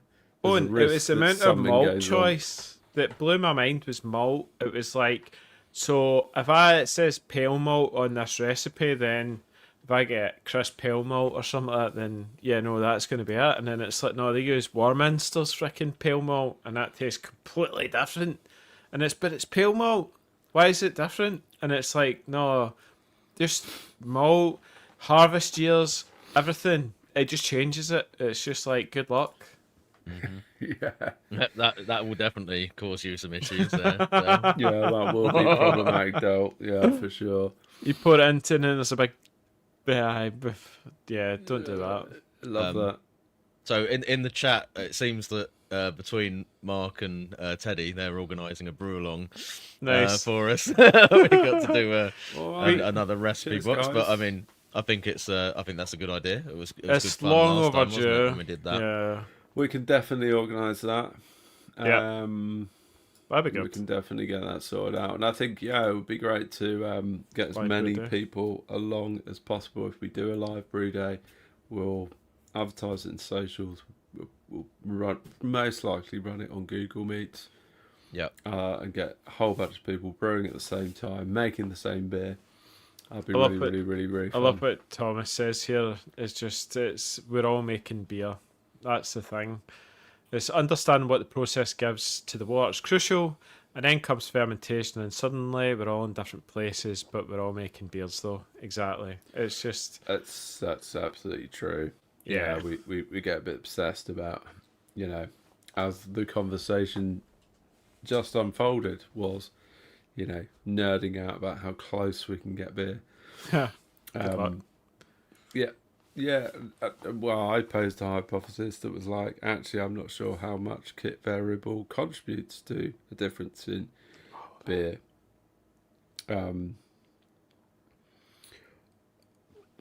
But All of yeah, it. that's unproven. I think That it- is unproven. I Andy's, think- Andy's on a different spectrum to what I am. So. I am like, Cat just changes everything, and I've heard stories of breweries like Beavertown when they upsized, and it was like they were trying to, replicate what they did with neck oil or whatever, and it was like they were just making it was like a different beer when they upsized the brewery, and they were then trying to tweak it to taste like original neck oil, so it totally changes everything.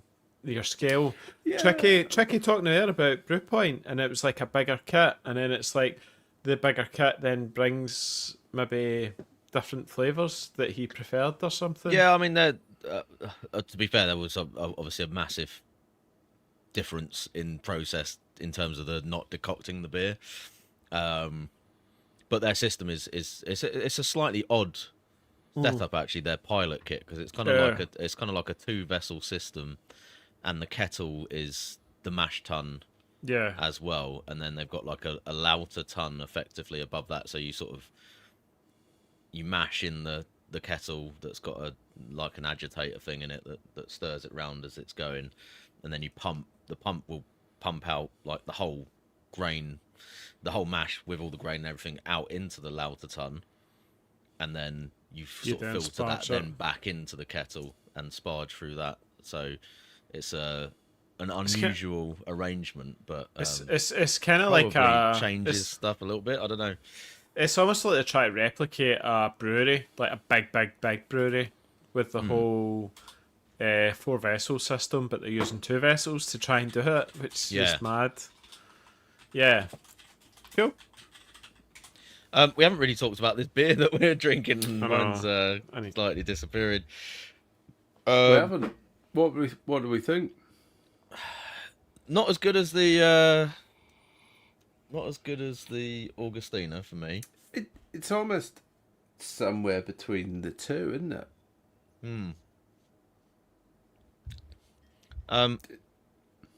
Still nice. Quite a lot of rich sort of, sweet kind of malt flavour to it. The Augustina seemed to have a little bit more, I don't know, maybe sort of like balance with the hop presence on it and bitterness perhaps that made it a little bit It was infinitely more cleaner, palatable. There's definitely a bit of a difference in sort of clarity of flavour there as well. Yeah, like this is just a little bit muddier. It's hard because you sort of go, no, let's compare it to Augustina Festbier, which is like a pretty high bar to compare it to. I feel like this beer is probably like leaning more into using a bit of Vienna and a bit of Munich as well. Yeah. Yep. What do you think, Andy? I think it's a halfway between Augustina and Iyengar. It's like this sort of halfway house where you've got definitely more. There's a bit like, more colour on it, isn't there? Yeah. Than Augustina. So I think you might be onto something there with the malt bill. Yep. It's probably like, see, if you think about what you had with mine, this is probably very similar to mine in style. Like it's that bready, like malty, sweet sort of thing going on. Bang on. Yeah.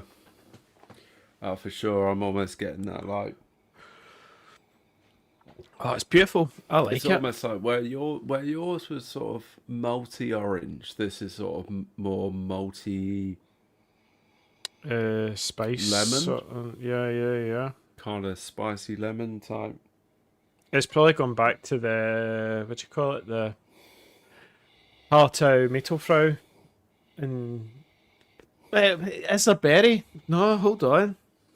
Yeah, I think it's sort of a combination of like floral meadow, citrus berry. There's berry in that, so it could be a bit of Hersbrucker sort of thing. Tiny bit of spice. Mm-hmm. So I think there's probably a combination of different hops in that.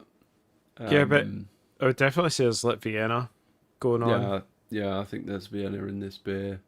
Mm-hmm. It's almost certainly darker than Get that what you'd thing. expect with just a plain base malt. Yeah, it's beautiful. Yeah, to be fair, it's probably a bit harsh, kind of judging it in the context of just drinking the Augustina, but you total Augustina fanboy. Yeah. And, did you say I missed the first bit of how you reviewed this, Tricky? Did you? I just said it wasn't, up at that level, and a bit of a bit of a step down from that one. And it's probably because it's it's more complex. I think it's a nice halfway house between Augustina and Iyengar.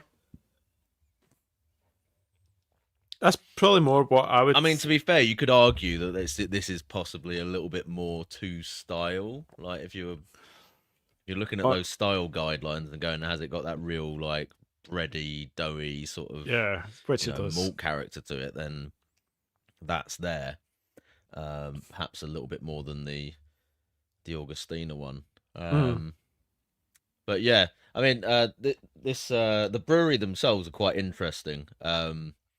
So there was a craft beer channel video on these guys about 2 years ago. Okay. Which is worth a watch. So you can, obviously, people listening in can go and find that at some point later on. But they are in Munich as well, and they're like the first kind of new brewery in Munich for I think it was like something like 200 years or something silly like that. So obviously you've got the big six who are the They're traditional owned by everyone. yeah the traditional Conglomerate. Oktoberfest breweries. So then these guys come about, and I think it's a sort of like a home brewing kind of type, background, the sort of typical, craft beer brand kind of history of somebody starting off brewing beers like in a garage or whatever, and then basically brings it up to scale. But in this case, as a traditional sort of German, lager brewery in Munich, and they had to like sink a borehole to get the water and stuff, so they could get the official Munich sort of designation for the oh wow, I forget the proper term for it, but the geographical that thing on the back. So they've got like that official so it's not from the water board. They actually have to mark of being an authentic Munich beer, basically. dig the Roman well.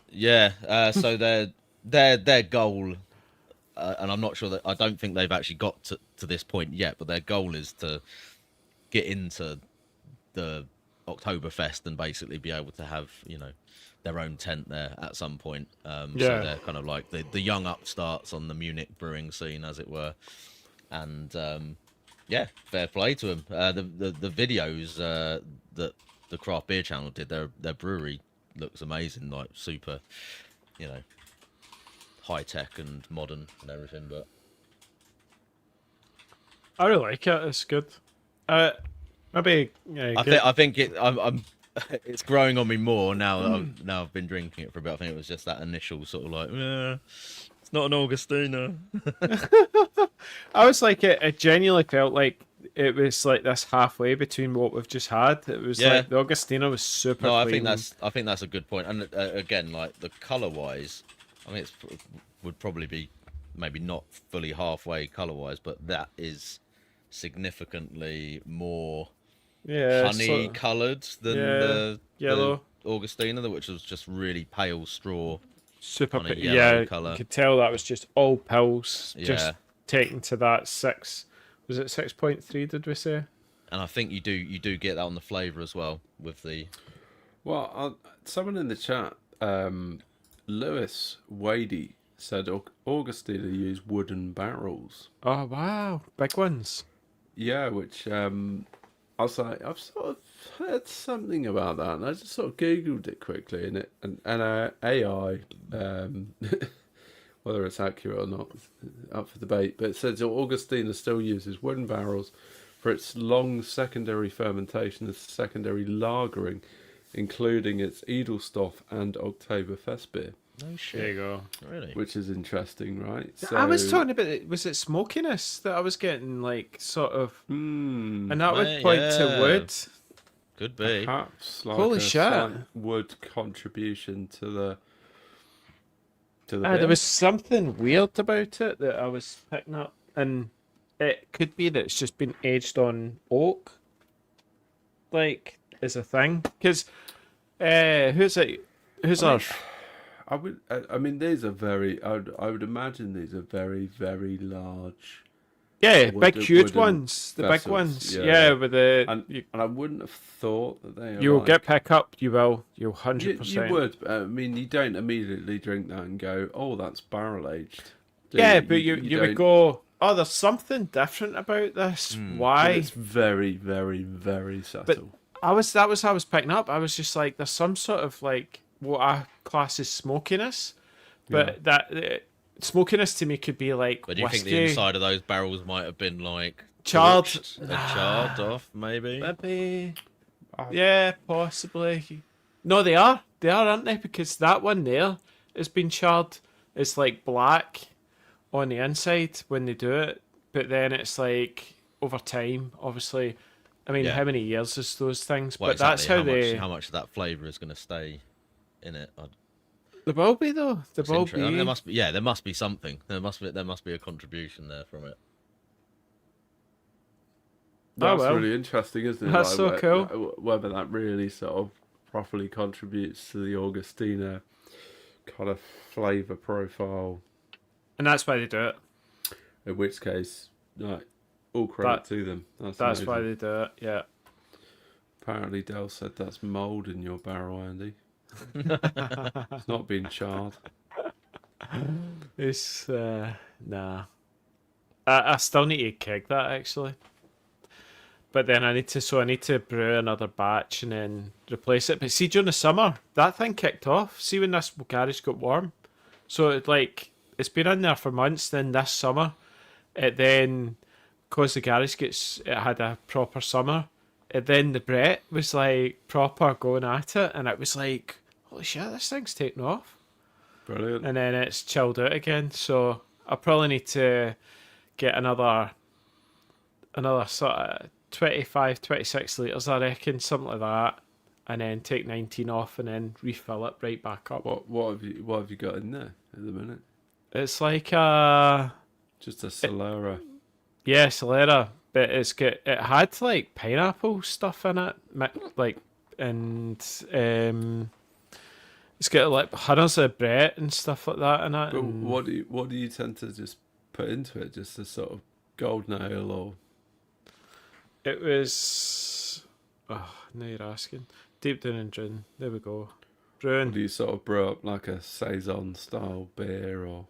So it had Dingerman's, Chit, Hallertau, Chateau Wheat Blanc, Honey Malt, base, and then it had Pearl, Strissel Spalt, Goldens, a wee bit of Denali, Satana, and Motueka in the last one. Just like a lot at the end, just to bring a wee bit of difference. And then it's got Saccharomyces Brewlochs Trois. It's got Berliner Wise, it's got Cross Malif Hell, and it's got Bring On Da Funk Omega OYL 212. Yeah, there's the bacteria. yeah. Because the Bruxelles is that's a STA positive yeast, but it's not actually a Brett yeast. Exactly. Whereas, like, then you've gone bring on the funk is just full Brett. Yeah, and the barrel. Yeah. Oh, that's cool. That's very cool. Yeah, I'm jealous. I'd like to have a little barrel project going on. Yeah. I bet it's loads of fun. It's 30 litres in that thing.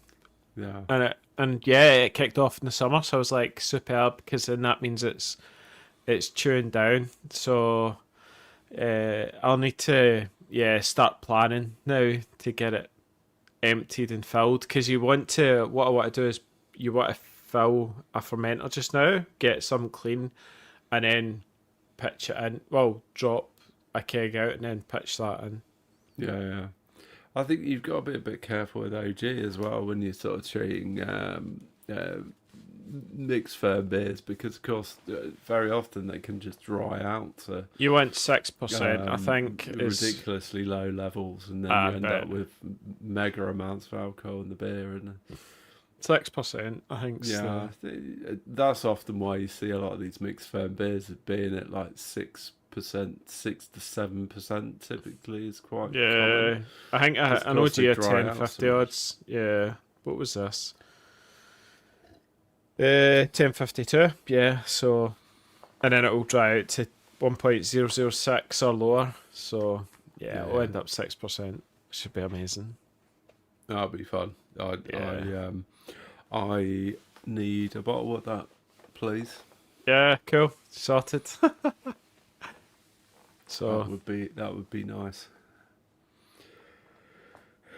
So Lewis was talking about, obviously, Augustine using barrels. He said, yeah, you can definitely taste the smoke in the beer. Had one fresh out of the barrel yesterday. Okay, cool, Lewis. You tell us if you were in Germany or at Octoberfest or something. That'd be great. That's mad. Yeah. Was that? I think that is Lewis, who on the Discord said that he had brought some beers back from Munich. I think. Yes. So he did say he'd been in Munich. So that could literally be he had one fresh out of the barrel at at Augustina. Yeah, I think which would be amazing. In the Augustina Oktoberfest tent, they serve beer exclusively out of the barrel, don't they? Which is pretty cool. And you wonder how they get the carbonation level in the barrel. But I guess it must be a pretty strong, well-sealed barrel. It was funny. So just talking about like as homebrewers now being able to drink stuff and then pull out stuff and then being a bit shocked when we're right. It was like that yesterday. They had the discovery bit over in the what do you call it, the Cascale Festival yesterday, and it was like they had, it was like porter and stout, and it was like, what's the difference between a porter and stout? And what ended up happening was instead of them teaching me about what's the difference between a porter and a stout, it was me teaching everyone round about what is the difference between a porter and a stout and what all these ingredients bring to do that sort of thing. And exactly, she was like, oh, so what do you get out of this? And I was like, there's definitely Bramlin Cross in this. And she was like, oh, yeah. Like, looking at the ingredients recipe, it was like, yeah, because it was hundreds of that sort of dark fruit berry thing in the porter. So it was quite hilarious, actually, how I could just pull out. And it was like, we brew with these ingredients, we start to being able to identify them. And it's so cool. It's pretty funny when we actually do go, because we're like a wee bit reserved, like, oh, Cascade or something like that, or there's Cascade in this, because I'm getting that slight grapefruit, but it's not like Centennial grapefruit where you're getting pine and like mega pine and grapefruit sort of vibes. It's like that, like, nice grapefruit sort of thing, reserved, sweet. And like 9 times out of 10, it's like, shit, fuck, I was right, actually. So, but it was interesting being able to talk through like the staff there, about the ingredients and what each one brings and stuff like that, and then also the hopping and all that sort of thing. You sort of come to realise that Andy is Rain Man.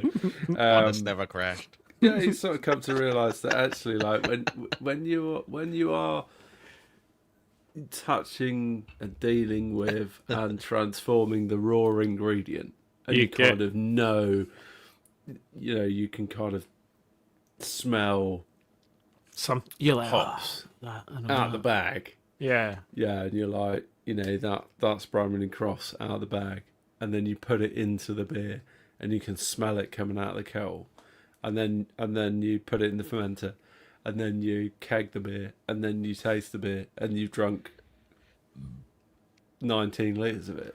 Yeah, you fucking know what you get very familiar, right? Like, you sort of go, you've got a very much more intimate experience of what that hop tastes like than someone that's just a regular punter down the pub drinking. Yeah, 6 pints a night. But for 99% of the people, obviously, I guess like craft beer drinkers, maybe a little bit different because the hop varieties are much more publicised and made a big thing of. But for your average beer drinker, the hop varieties are going to be almost meaningless, aren't they? Like, for sure, it's all blending. Yeah, it's hoppy. Yeah, exactly. That's just a weird name. It's like it'd be like me attending a physics conference and just them using words that I've got no idea what they mean. Yeah, it's just a different language, isn't it, for a lot of people, but it's pretty cool to be able to drink a beer. Dale posted in the chat, he goes, just sitting enjoying a beer, and Andy starts quizzing you about what you think it's in it. Suddenly our beer chat becomes homework. Yeah, sorry, Dale. We've ruined the beer sesh. I know, and I do that. It's funny. Because it was last night, Paul, he went and got a beer, right? And he was like, haha, what do you think this is? And I was like, it was just like mosaic. It was like, holy fuck, that is so dank a mosaic. And I was just like, what was the one he was talking about earlier, right? That was total mosaic. And it was like, I think it was at Loch Lomond, and it was like Lost in Mosaic. And I went, bet you it's that. And he was like, yeah. I was like, yay. It's just, yeah. It's knowing... Yeah, it's knowing your hops and all that sort of thing, innit? It's just, we get passionate a wee bit about it. Knowing beer. Knowing beer. Yeah, for sure. Knowing me, knowing you. Hey. Many people have mistaken me for Alan Partridge. Just saying. That and Ryan Reynolds. Quite a lot of people say to me I look like Ryan Reynolds. Really? Yeah, shit, you not. Yeah, I've had that quite a few times. Maybe. Yeah. I had it not too long ago, actually. Week or two ago. Last weekend, actually. I'm going to go out as Deadpool for Halloween then, yeah? Yeah, for sure. Get the spandex on. Yeah, there you go. Mark Colwell. Cheers, Mark. You got it. Beer mail coming to Mark Colwell. Hold on, Liam. Liam's not convinced. Yeah. Apparently Brett thinks I look like Andy Pipkin. I don't know who that is. I'm going to look him up, though. Andy Pipkin. Deadpool without the mask. No, that looks That's more a bit harsh, Graham. That looks more like Brett. Brilliant. I've also had who was the Welsh bloke in Gavin and Stacey? That's up. I've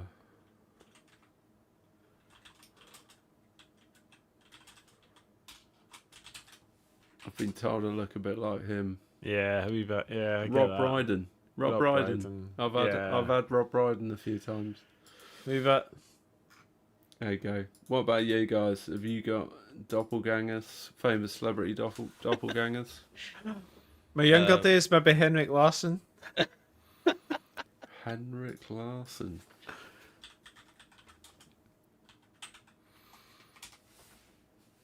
Owen's looking him up. Yeah, I can see that. Yeah. Swedish football coach. Sorry, I had to Google it. Absolute Celtic legend. Prefelic goal I reckon scorer. if he grew up a beard, I reckon Who was a white Henrik in school? Is he referring to you or me? Because I've had people say I look like Zod before as well. Zod. Who's Zod? Yes! Superman villain. Superman. Oh, yeah. Zod. It's the beard. It's the beard trick, isn't it? It's the beard and the bald receding head. hairline. Do you know what? I think I look more Zod than you do. I think you do now. Yeah. Yeah. Got the hair a bit. So this was OG General Superman, Terrence Stamp, Zod. Colonel Zod. Yeah, the I think deceased Terrence Stamp. Yeah. Rest in peace. Was he? Is it Young Guns? He was in. He was in what was that really weird cult movie that he was in? Time Bandits. No. Clockwork Orange. Oh, Clockwork Orange. What a weird movie. Have either of you seen Clockwork Orange? Yeah, I've watched it. Fucking strange movie that is. Very, very. I'm definitely. General Zod's more me. Straight up, I remember smoking several bongs and watching that movie. And I swear to God, I went into another dimension.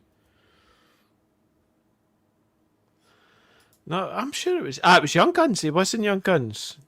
Was he?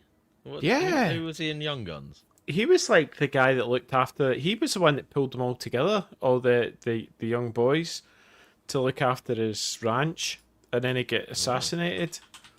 Wow. Terrence did. I'm sure he was like the good guy that was trying to make a thing, and then that's what snowballed it, that they were gonna go and get them.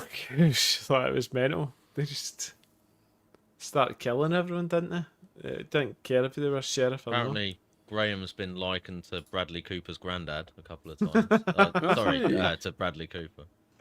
I haven't. I've never seen Bradley Cooper's granddad. Yeah, it's odd that people would pick that one out. But Oh, Graham, we love you. Shall we take it to the after party then? yeah, I think We the probably this banter is is, This is after party chat. We're just rambling now, aren't we? So Yeah. listen, guys, closing teasers. So we're gonna be hitting up the next episode next Saturday. We're gonna be coming at you week after week Partly as we've got a bit of a break after that. Get love and what- beer, don't we? What are we covering? We're going to be covering dispense. Oh, We're this is going to be so cover good. all the Yeah. options around dispense and building keysers and chatting about different options on that. So, guys, if you want to hit us up on social media, we're on Instagram, we're on Facebook. Share, tag us, talk about the beers you're enjoying, and we will engage with you. It'll be fun. So, yeah, let's hit up the after party. You guys close out whilst I get the Google Meets invite sorted, and we'll get this podcast closed. So, episode 125, the Festbier Files in the bag. We've had 3 very interesting beers tonight. Where we've had a super clean Augustiner Brau that was that sort of high alcohol, but we think super Pilsner sort of thing. And then we went to the Anger, which was super Märzen, should I say? We need to keep it right. It was dead caramelly, sort of bready thing going on. And then we went back to the Geisinger Festbier, which was actually, I felt, was a kind of halfway house between the two. Very more mass style, I think, and something I would brew in the house.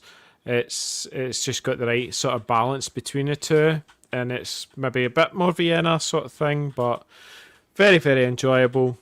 There's been a lot of great beers going about at the minute, and we all hope that you guys enjoy tonight and Mon Octoberfest. So thanks very much for listening to us tonight, and we'll catch us all later. And yeah, join the after party. Yeah, Jump on. Don't be shy. Get involved. give it a try. Don't be couple shy, more give it a beers. try. Catchy. Very catchy, Andy. Right. Hasta luego, amigos. Sweet. See you soon, guys. Bye. I forgot. Bye.